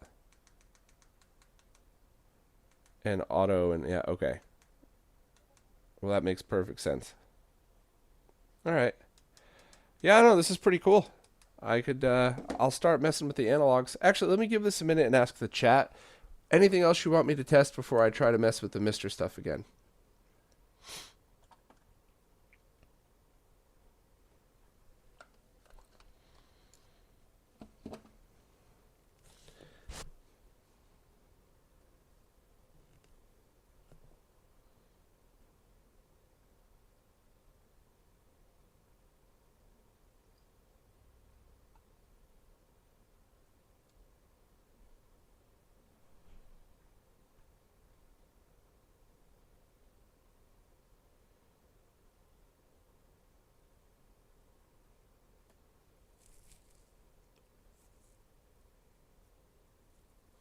Costardo, it is if you do 5x scaling. So you're right in that if you're just doing 1080p and stretching the image like the panel does by default, it isn't the ideal resolution. But it doesn't really exist with 240p sources because none of them will fill the image top to bottom anyway.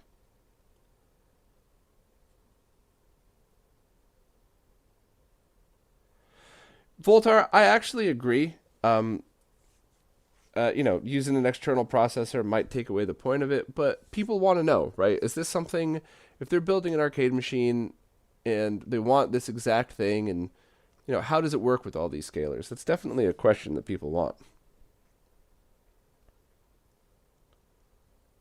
Test Castlevania on a real Genesis to see if it drops. Well, I did actually have a Genesis plugged in directly before, and it didn't at all.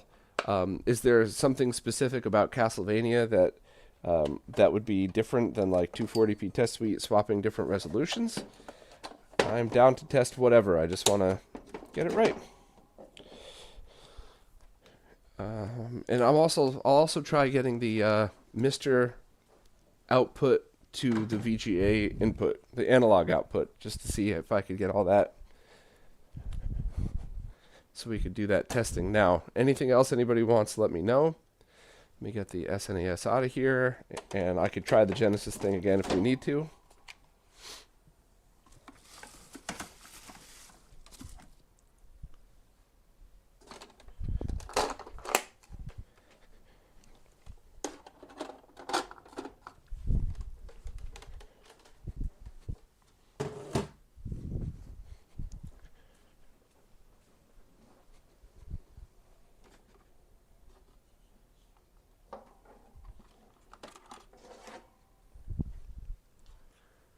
Just waiting on the chat just to make sure I didn't miss anything else.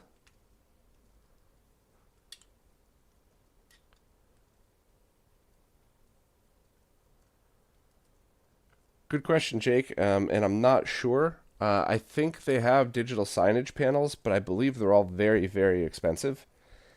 So you could look into that, look into kiosk, digital signage, and any of that stuff.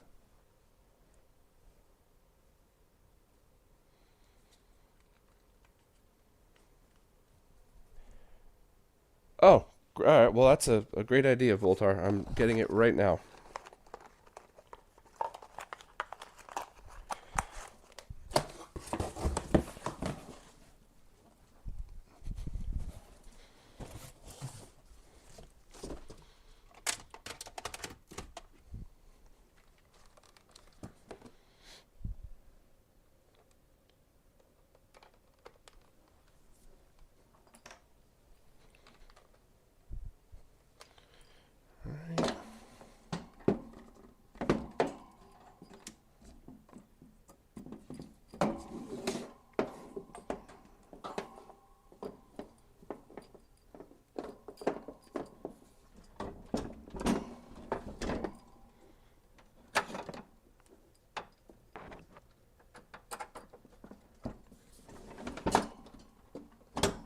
Okay.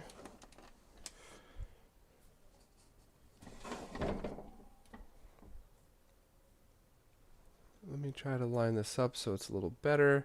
Somebody had also asked for vertical angles, which I had totally forgotten about. My apologies. I'll do that right after we do this. Castlevania Bloodlines. Here we go.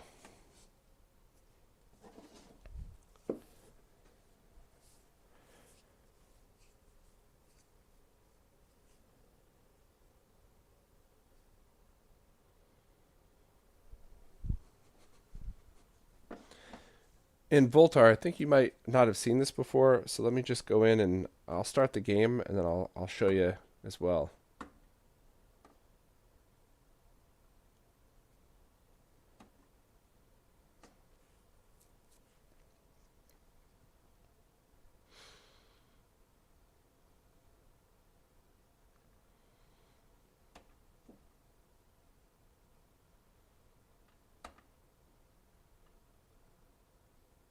All right. I can actually turn this backlight down because no scan lines, you don't need it. Check out Sharpness. I'll see if I could zoom for this too. Let's, can I go all the way over here? All right, let me focus. So Sharpness, it ships with Sharpness at 2.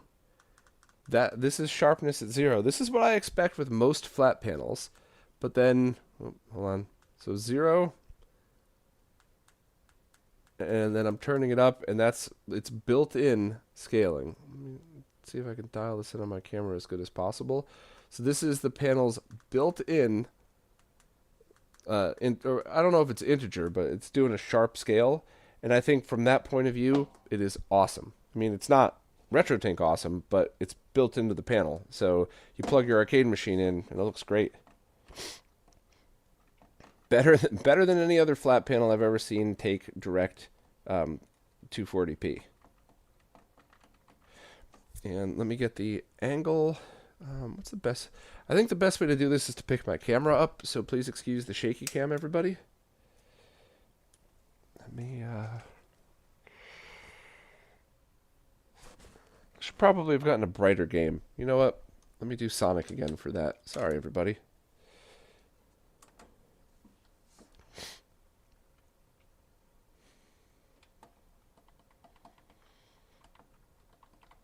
Whenever I show Sonic, I can't show the US version, or John Linneman will appear out of nowhere and tell me I'm doing it wrong. Just kidding. John's awesome. If he were here, he'd laugh at that. In the top right hand, that logo is the resolution. So it did detect a resolution change just like you suspected. It just didn't fully drop the signal, which is a good thing. All right, so straight ahead.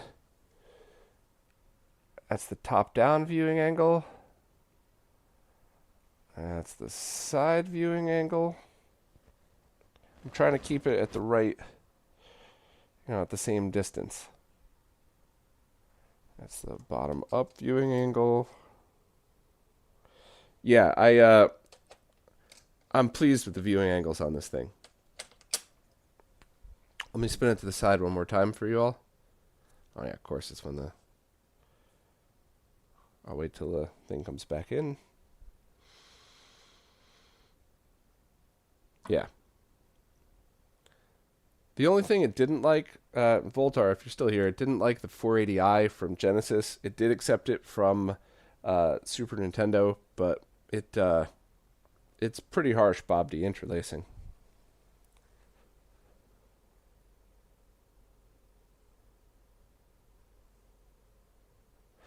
So it handles the loss of sync very well, but resolution changes are on par with your average flat panel. So if I, in fact, let me see if I can let me fire up the 240p suite just to show you all that.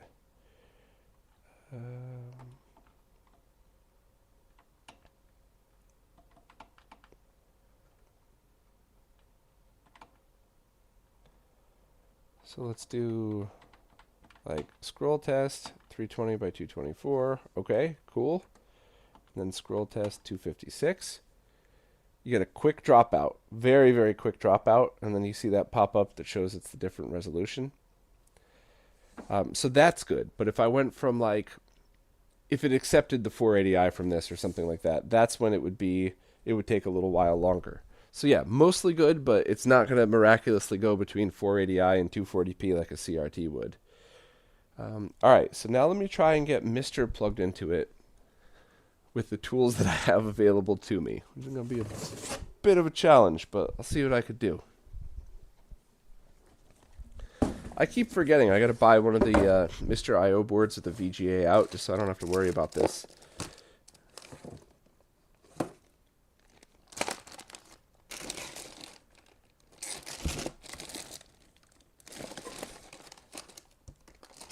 Which is embarrassing because I have every cable known to man here, and I can't seem to find any of those breakouts that I made to do exactly what you all were curious about. So I guess while I'm fumbling around like a moron here, any other things that you want me to test that I would have the ability to, I will gladly. Dreamcast, I believe, was one of them. Maybe I put my cable back in the wrong spot?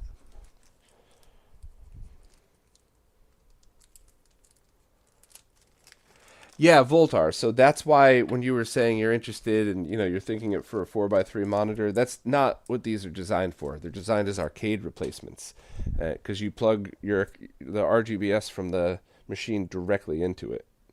So that's the big drop off here.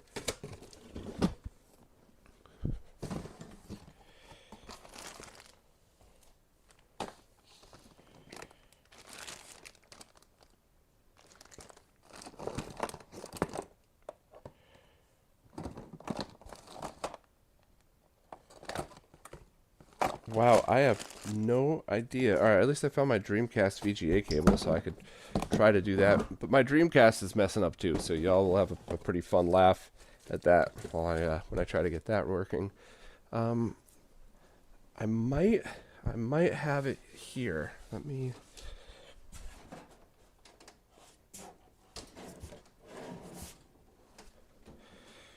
Do Do I have one? Oh, all right. I think I found one. So.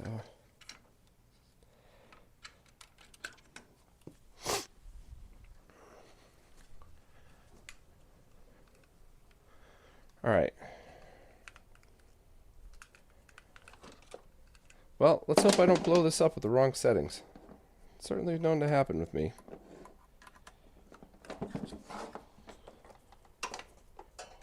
Power connected. Turn this off. And let me just grab my SCART cleaner, and that should be it. Fingers crossed, everybody. I certainly don't want to blow one of these out. I can't afford to replace it.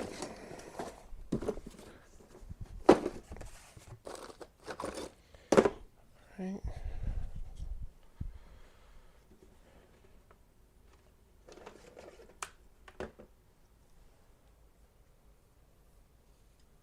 Nate, yeah, latency is 1.4 milliseconds depending on the input resolution.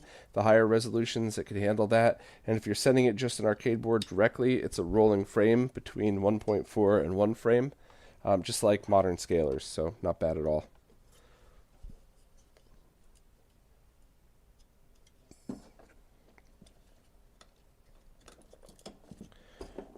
Okay, what do we got? Are we working? Are we not working?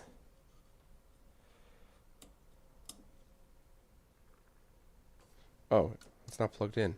Dork. Or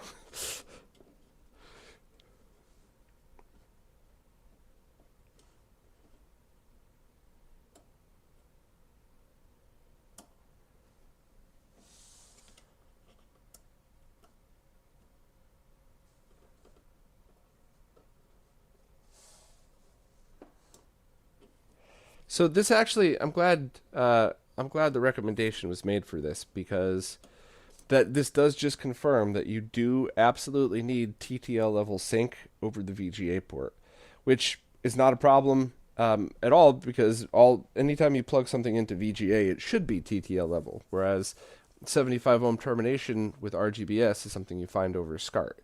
So if you had a SCART cable, you could use the SCART cleaner to connect it like I am here. I'll hold it up for, or any device that could convert SCART to VGA in either RGBS or HV. So that's all I'm doing, is just a SCART cable in from the mister, and I have that on. I'm curious to check a few things now since we're doing it. So for anybody that was asking analog over mister, what did you want to see? I'm going to do one quick test first, and then I could also test the other arcade machines, or the arcade cores that we were messing with before, and go from there.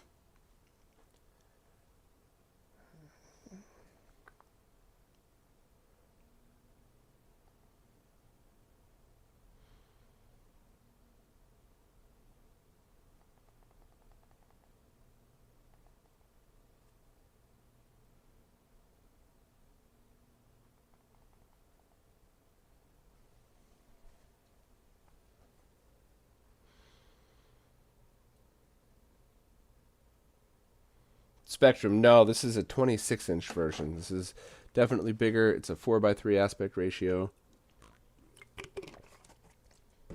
So it's doing the same thing with Mister's output as it did with the real SNES, which I think is a good thing. Good thing for testing, I mean. Sorry.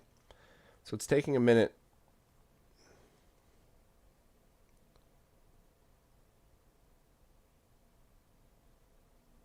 I'm getting the same, yeah, I'm getting the same stuff I was getting. So let's try an actual game.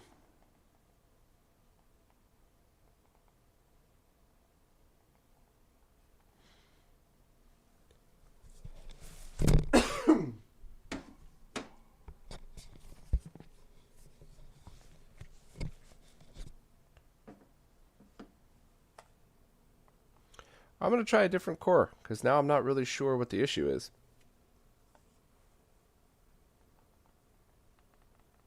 I also have no idea what I've set the dip switch settings of this Mister to. So that could be an interesting one as well. I might just be setting this the wrong thing, but one thing at a time, I guess. I guess not. That looks pretty good.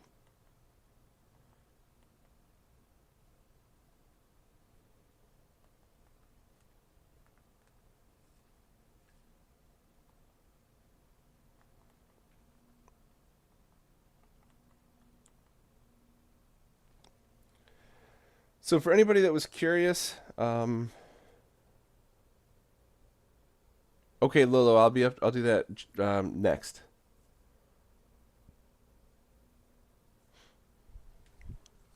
All right, so let me just demo one more time the auto function. Auto adjust. And it's once again near perfect. Let me go off by 1. That's it. That's awesome. That's really good. One other thing I wanted to test too.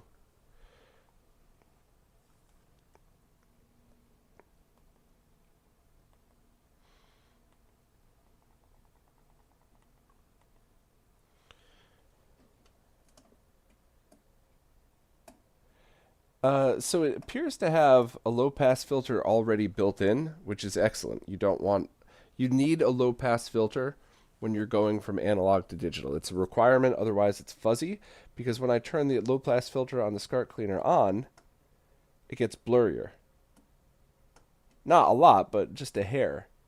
So that's a good thing. That means the monitor must have one built in, or something like it all configured and ready to go. So that's good. I like that. All right. Arcade.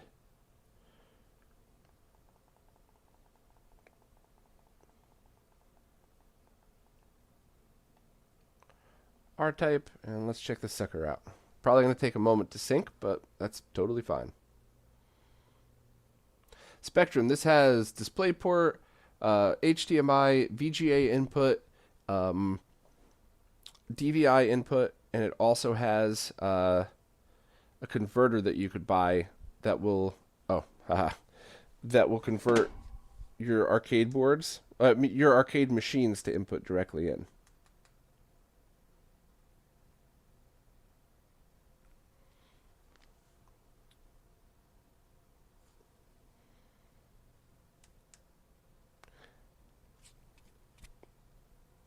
Yeah, that didn't like that, huh? Definitely didn't like R-type over analog. Let's see.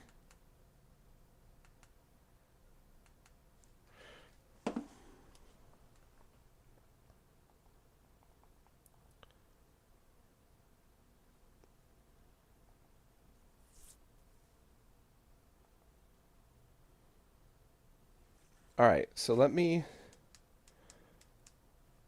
do the auto adjust in the 60 hertz mode. Okay, so that's good. I hit the wrong button. Of course I did.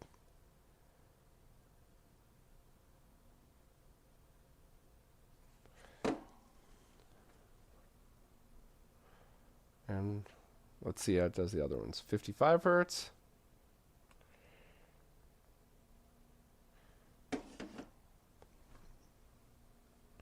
Okay, so it does like it. You just got to make sure that you sync it and get it all working.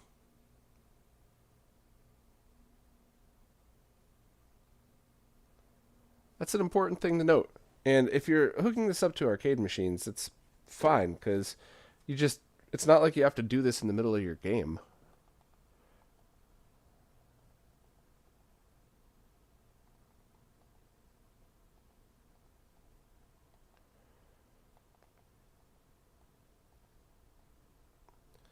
Let's try, what was it, the 57 hertz mode? So 50 worked. Yeah, that one it doesn't seem to like. 57. I wonder if I could auto scale this one.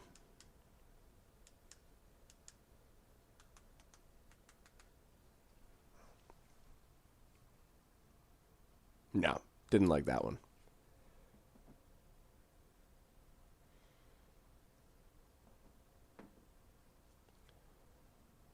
Okay, well that's good to know. So at least it will run in the weird mode, you just gotta adjust it.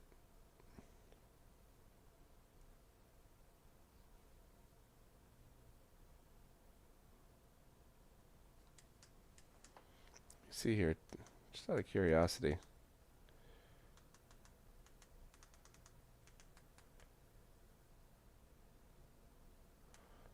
Alright, so you are still cutting off a bit of the bottom. I mean, the fact that it's working is a good sign.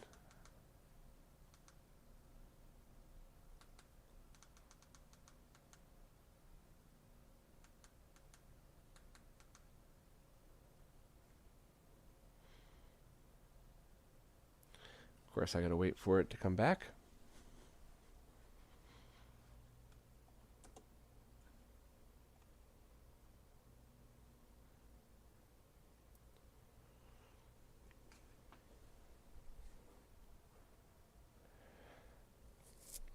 Spectrum, the Checkmate monitor is completely different. It's an Arcooda panel, but it's smaller in size, and you're paying a lot of money for aesthetics, which I don't have a problem with that. But that you're just going to be honest with what that is.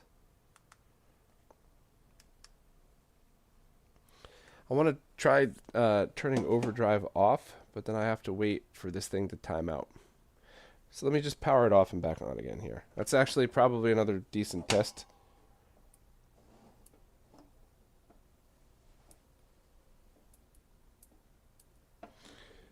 Can I power it off? Alright, I'm unplugging the sucker for a second. It does lock up all the buttons too. So, unplugging the power, plugging the power back in. Let's see if it's just automatically going to be back in the same spot or not.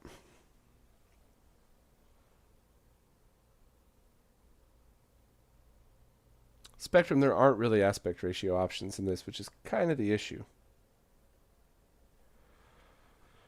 Alright, let's go back in and test that one last setting in the menu.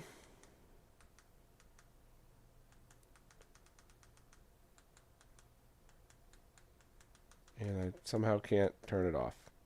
Great.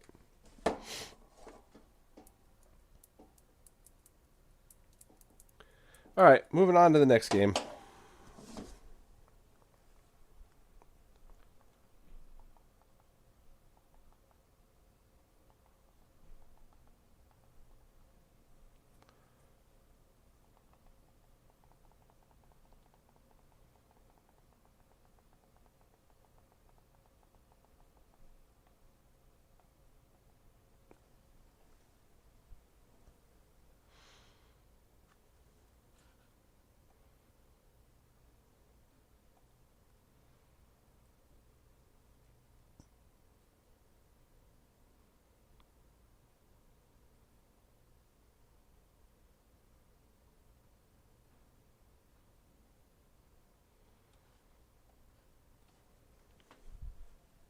Nothing, huh?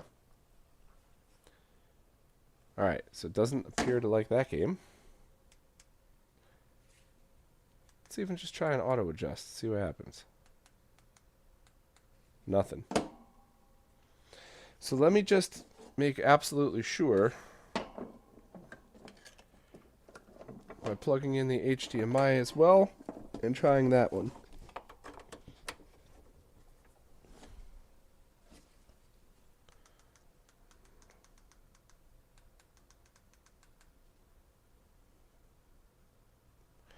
Alright, so the game is actually playing.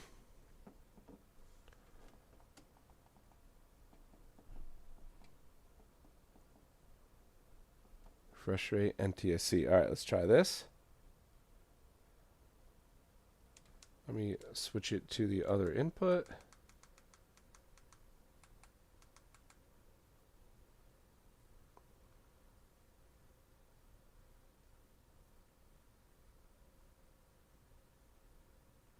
Wow, it's really not liking the analog output from that at all, huh? I'm going to fire up my little PVM real quick just to make sure. I'll do this. I'm going to do it off camera, but I might as well. Yeah, I'll have the analog, or I'll have the HDMI version playing for you also. You could at least have something to look at, because I don't want to redo the whole setup here, but Yeah, I'm not getting anything from my PVM either. So let me reboot and try this again.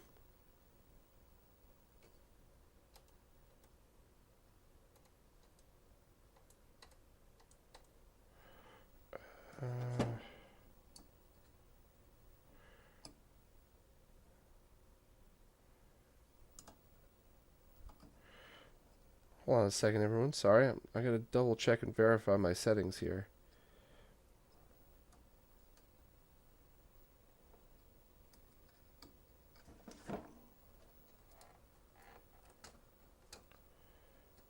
Something's not right on my test setup. Wiggle my cables, do what I gotta do. I'll do out. Let's do Dononpachi, and this is the HDMI coming into the Arcooda monitor here.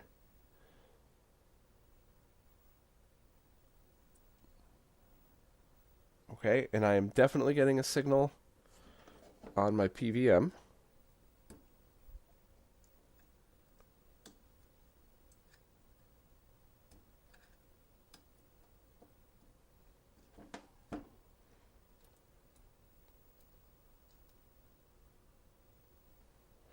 And so let me plug it back into the Arcooda.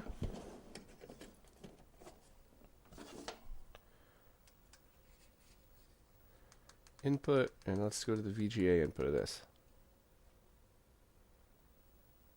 Okay. Menu.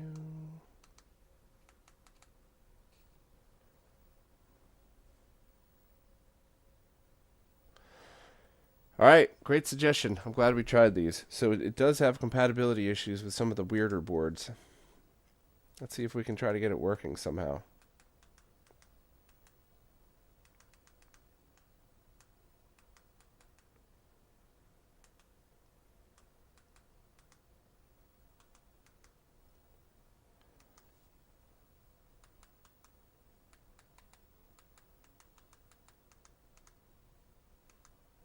And that's probably not going to do anything over VGA.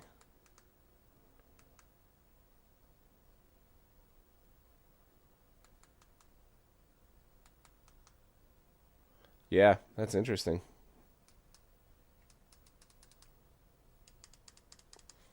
Let me try resetting the display real quick. So I'm plugging it back in.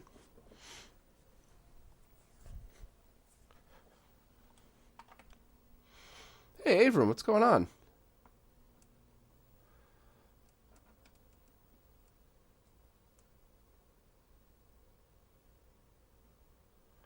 Oh, Lolo. Okay, I'll double check OutZone in a second then.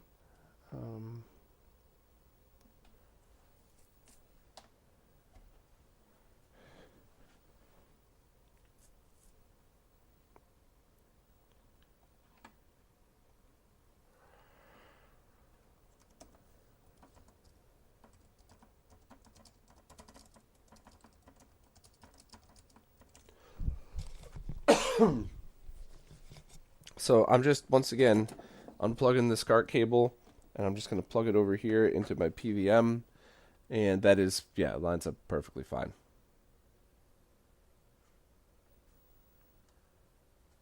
Okay. And that's the HDMI output over here of OutZone. So, in fact, I'm actually going to leave, I'm going to do a full power cycle, like even unplug the power from my Mister, and then reboot it and go into OutZone and leave it plugged into the PVM as well, just to make sure that everything is working as it should. So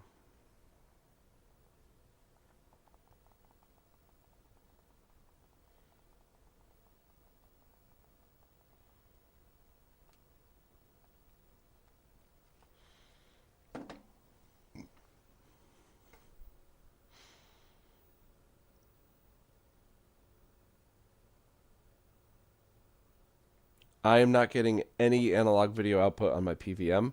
Is there an issue with this core? Because I've definitely seen that before, where some arcade cores do not work with analog output.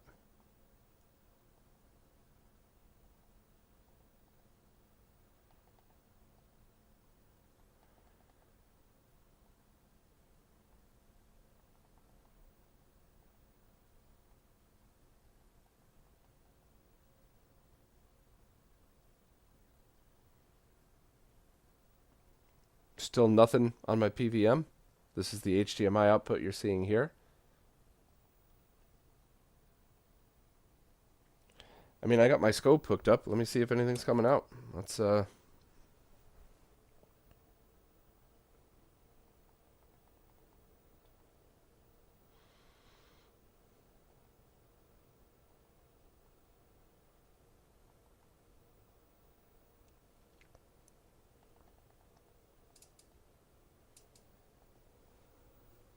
scope still booting. Give me a sec here.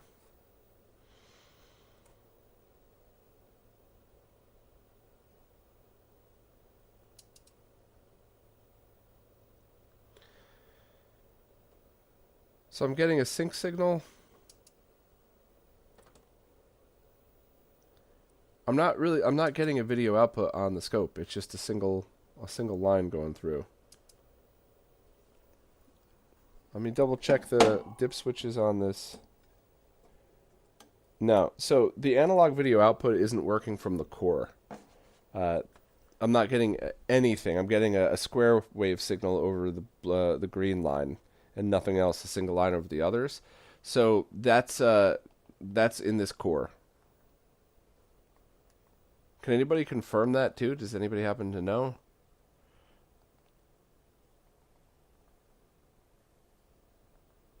Yeah. All right. I'll try a different one.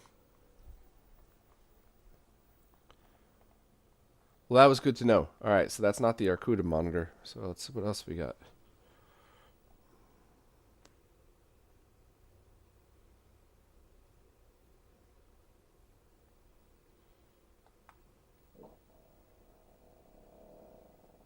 Lex did absolutely can. We were actually just testing that. Mr. Direct Video or does work, and Mr. Direct Video over HDMI works, but just setting Mr. to 1440 is certainly the better option overall. Lolo-san has an out zone working on a Mr. Analog output, so it should be working on my PVM. Yeah, it definitely wasn't. But not only was it not working on that at all, on my scope itself, I wasn't getting anything. I was just getting a straight line. So that is definitely not something that could be... Like right now, I'm looking at my scope and it's going apeshit because that's what it's supposed to look... Here, let me just show y'all. Hold on. This is what a video signal on a scope is supposed to look like. Sorry, shaky cam, I apologize. Yeah, that's what it's supposed to look like if you just have video playing. It's just going crazy. And I will fire up OutZone again just to show you.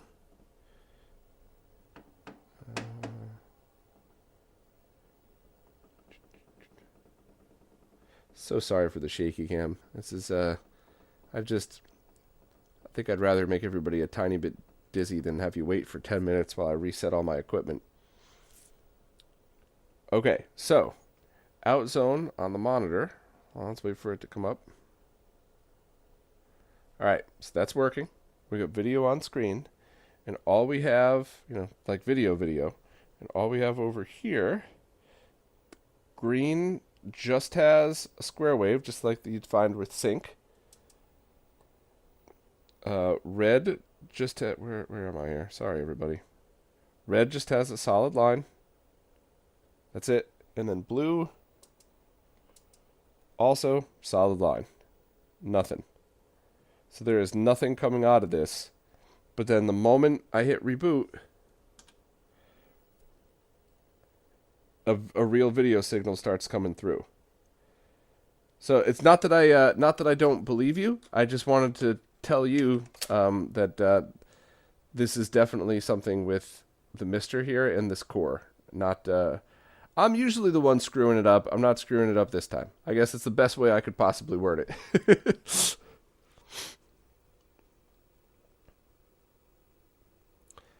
Yeah, I went through all the video modes right here. That's what I was cycling through before. So let's try another one. Let's go back.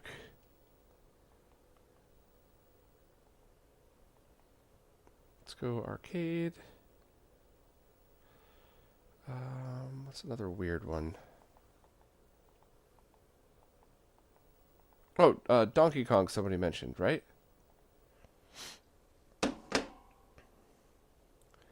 Okay, that is working on my PVM. I want to wait for it to come up over here as well. Okay, it's working over here. I'm moving this over. Gonna switch the input.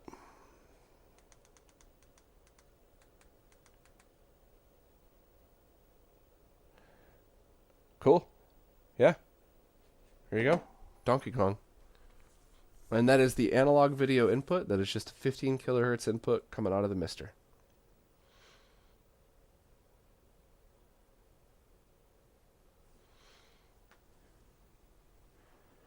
What's up, Adam? So is there anything else anybody wants me to test before I go? The goal of this... Wow, 2 hours and 15 minutes. Thank you for everybody suffering through this stream. The goal of this test was to lag test it, which the lag is excellent. It's depending on what signal you send it. It's either 1.4 milliseconds or between 1.4 and a frame rolling, which is not bad at all. It's extremely bright. The only issues that I've seen is Dodonpachi compatibility. And if you're sending it HDMI sources, it doesn't really have aspect ratio control, which would be very nice.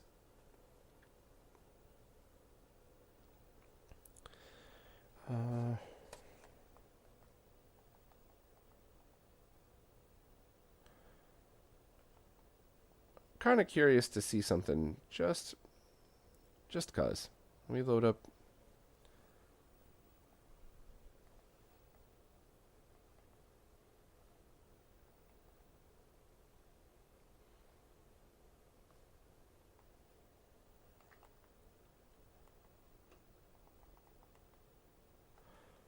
Okay, this looks right to me. Everything seems to be there. Let me just flip my dip switches on the mister here. Alright, well that's obviously turning off signal.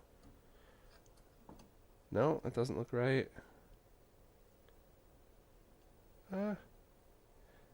That actually looks better, I think. Not that one.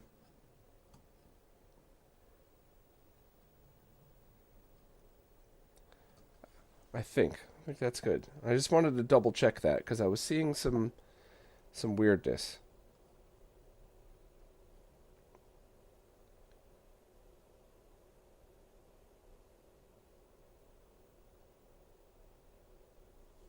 Let me try. No, so that had to be on. Yeah, I did have it to the wrong setting. I think that's it. What a moron. Sorry, everybody. That was my mister. That wasn't, let me chest it over on my PVM real quick. Alright, that looks better there, too. So let me throw up another game via analog before we go, just cause. This is HDMI for now. Console, and we're going to go with, why don't we do an arcade game? Why don't we do Outrun? Why not, right? And I'll check the chat if there's anything else anybody wants me to test.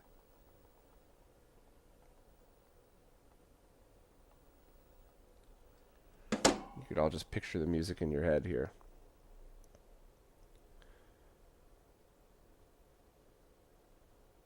Come on back. There we go. Alright, so that's looking great. Let me plug in the analog video output. Switch the input over.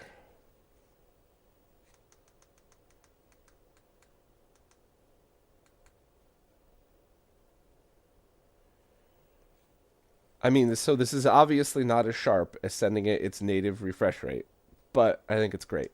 I'm happy with it. Or native resolution. When you put into context what this thing is doing, no complaints. I was getting some weird jail bars, and not as sharp as it would have been. Auto adjust, beautiful. I think that adjusted phase as well. It had to have.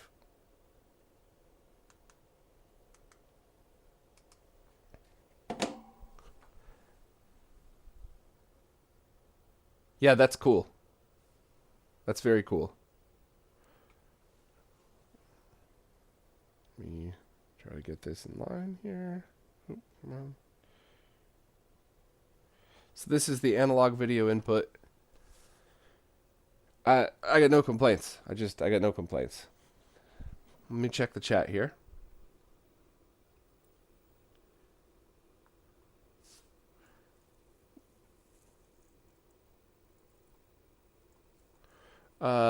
Wonder Boy, the arcade game? Could you please confirm? Is that something that sometimes has issues? Oh, Dreamcast. I forgot Dreamcast. Sorry. Christian, hello from Sweden. Your country is birth to my favorite band In Flames. I've actually been there once. I loved it.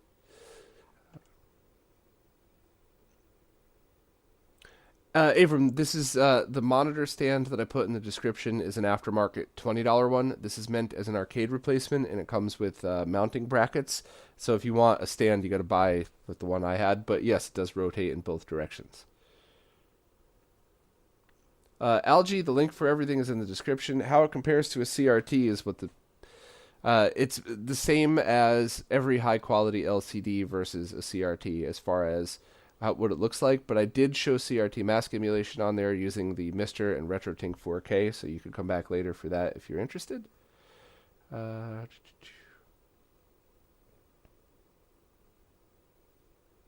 Wonder Boy Arcade. Let's see what else.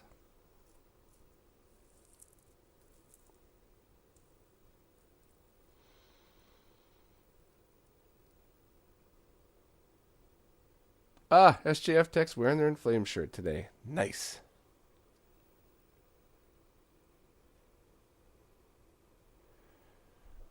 Yeah, alright. Not a problem at all. We'll Wonder Boy it up, and I'll grab my Dreamcast just to see, because that thing's been giving me so much crap lately.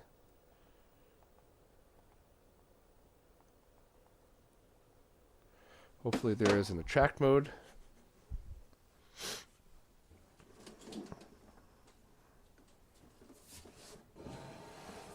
Sorry about the mismatched colors on the Mister, but that is very funny, and I'm glad we discovered it now, because if I had jumped into testing and forgot to flip the dip switches back, I probably would have spent an unhealthy amount of time wondering why the Mister wasn't looking right, when it actually was.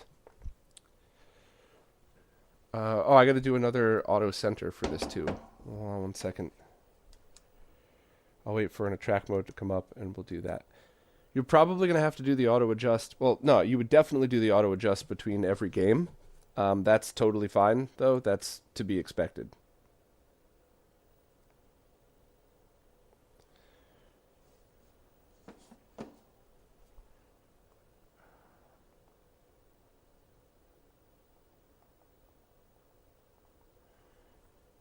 Is there no attract mode on this?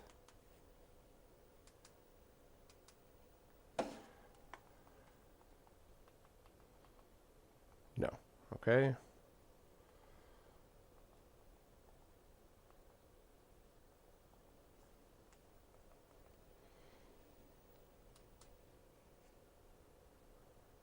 Is this what this game's supposed to look like? Let me put up the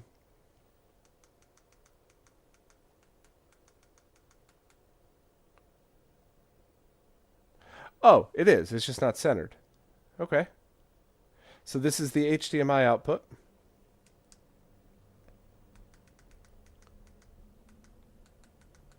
And here's VGA.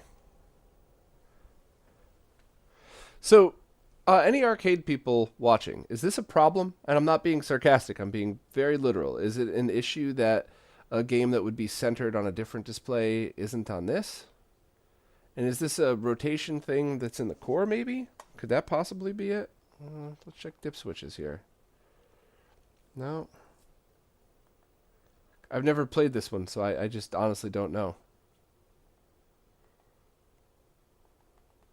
Let me hit save and reset it and see if that helps. No. Yeah.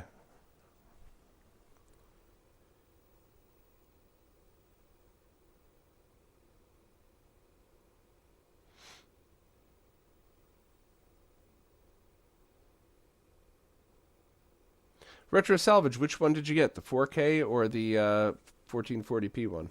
Or I'm sorry, the 1440 by 1080 one.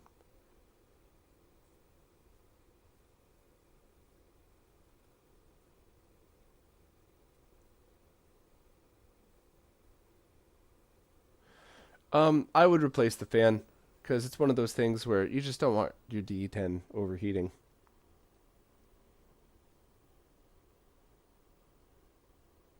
There are position controls in the Mister menu. Cool. Let me check that.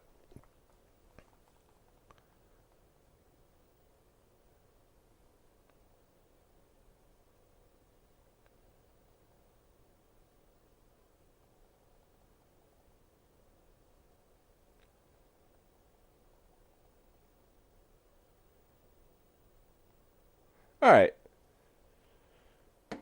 So I guess that wasn't a fault of the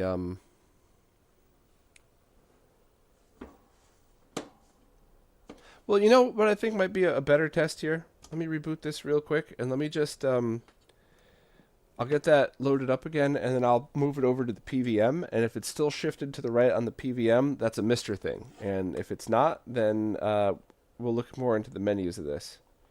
Let me just get it booted to see.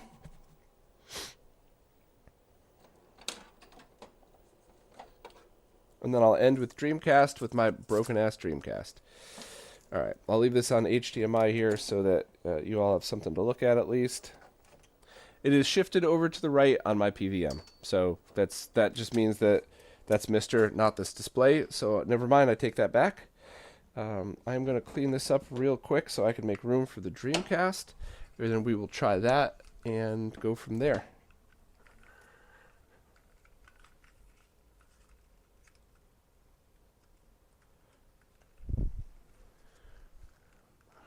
Box of Mister crap. I'll put the cable back in the right spot this time. I'm going to have to order another cable for my secondary setup. Alright. Power this off. Unplug, unplug. Plug. SCART Cleaner to the rescue again. You know, when that thing got relaunched last year, 2 years ago, whatever it was, I almost didn't. I was almost like, you know, the whole part shortage almost shut that project down. Nobody needs this thing anymore, though, right? Like, why am I going to bother doing it? That's not a big deal. And then every freaking time that I pull this thing out, I'm just like, I am so glad that we did this. It's a worthy project. I use it so often for so many weird use cases like this. I truly think it's anybody that tinkers the way I do, and a lot of my nerdy friends do, needs one of these things. Not to actually use while gaming, but just to always have handy. Alright. Got my Mister out of the way.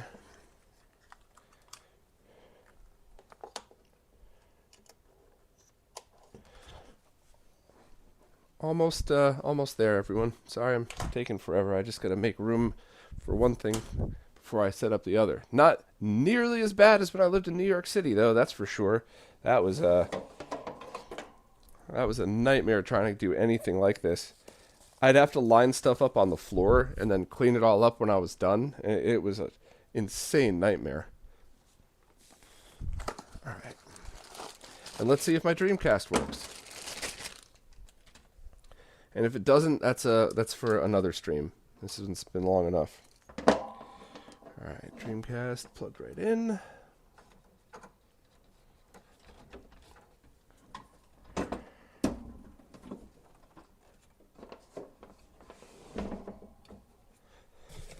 I'm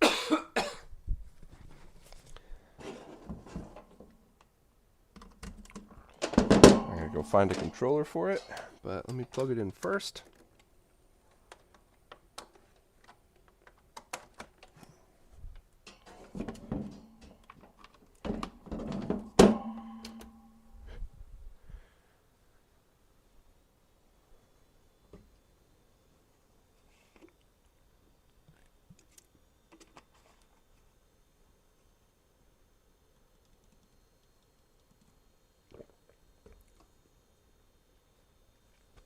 Oh, you got the 2160p one? That's awesome. they'll be sending me one at some point to test as well, and this is going to go to the other one. Lolo-san, take care. Thank you for coming. All right, well, Dreamcast is at least booting for now. Let's see how long that lasts. You grab a controller.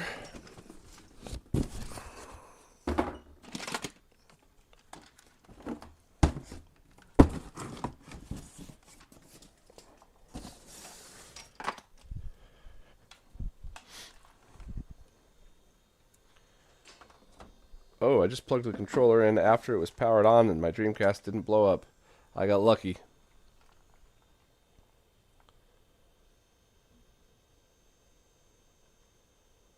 Yeah, this is what's been happening.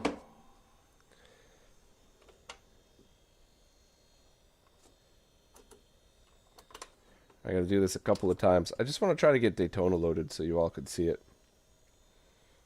Because I want to see these white vertical lines? I don't know if that's coming. Oh, no, of course not, because I forgot to put the ISO down like a moron. I'm sorry. Hold on. So those white vertical lines that you may or may not be able to see, those things were not there once I ran the auto config. So I wanted to try to do that with a 480p source like this. But my Dreamcast is being an asshole.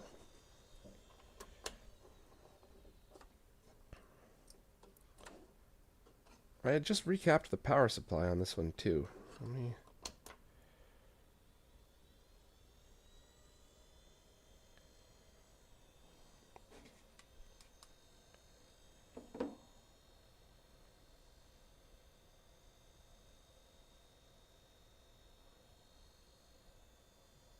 After auto-adjusting, it did actually look better. So we might have to call it because of my bum-ass Dreamcast, but we'll see.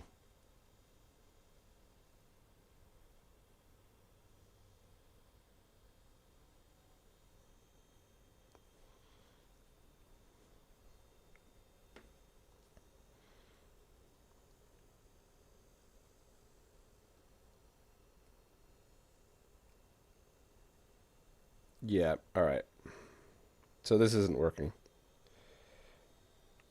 I'm going to have to fix my Dreamcast another day. So I will report back and update the post if there's any kind of weird change with 480p, but it just seems fine. Let me reseat everything here.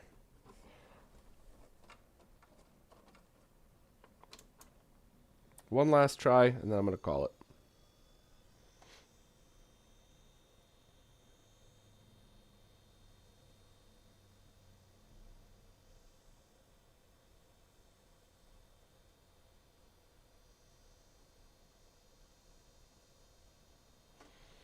Yep. All right. I don't know if it's my GDMU or what, but I think that's it for this one. So thank you all very much. This is absolutely absolutely what I expected in a good way. Perfect arcade monitor replacement if you needed an LCD, but it's not the retro gaming monitor everybody's going to jump out and buy. This is a niche monitor that fills its use case near perfectly. So thank you all for hanging out. I really appreciate you. This is all way more fun with you all hanging out. So I'll have a post on it by the end of today or tomorrow, and we'll go from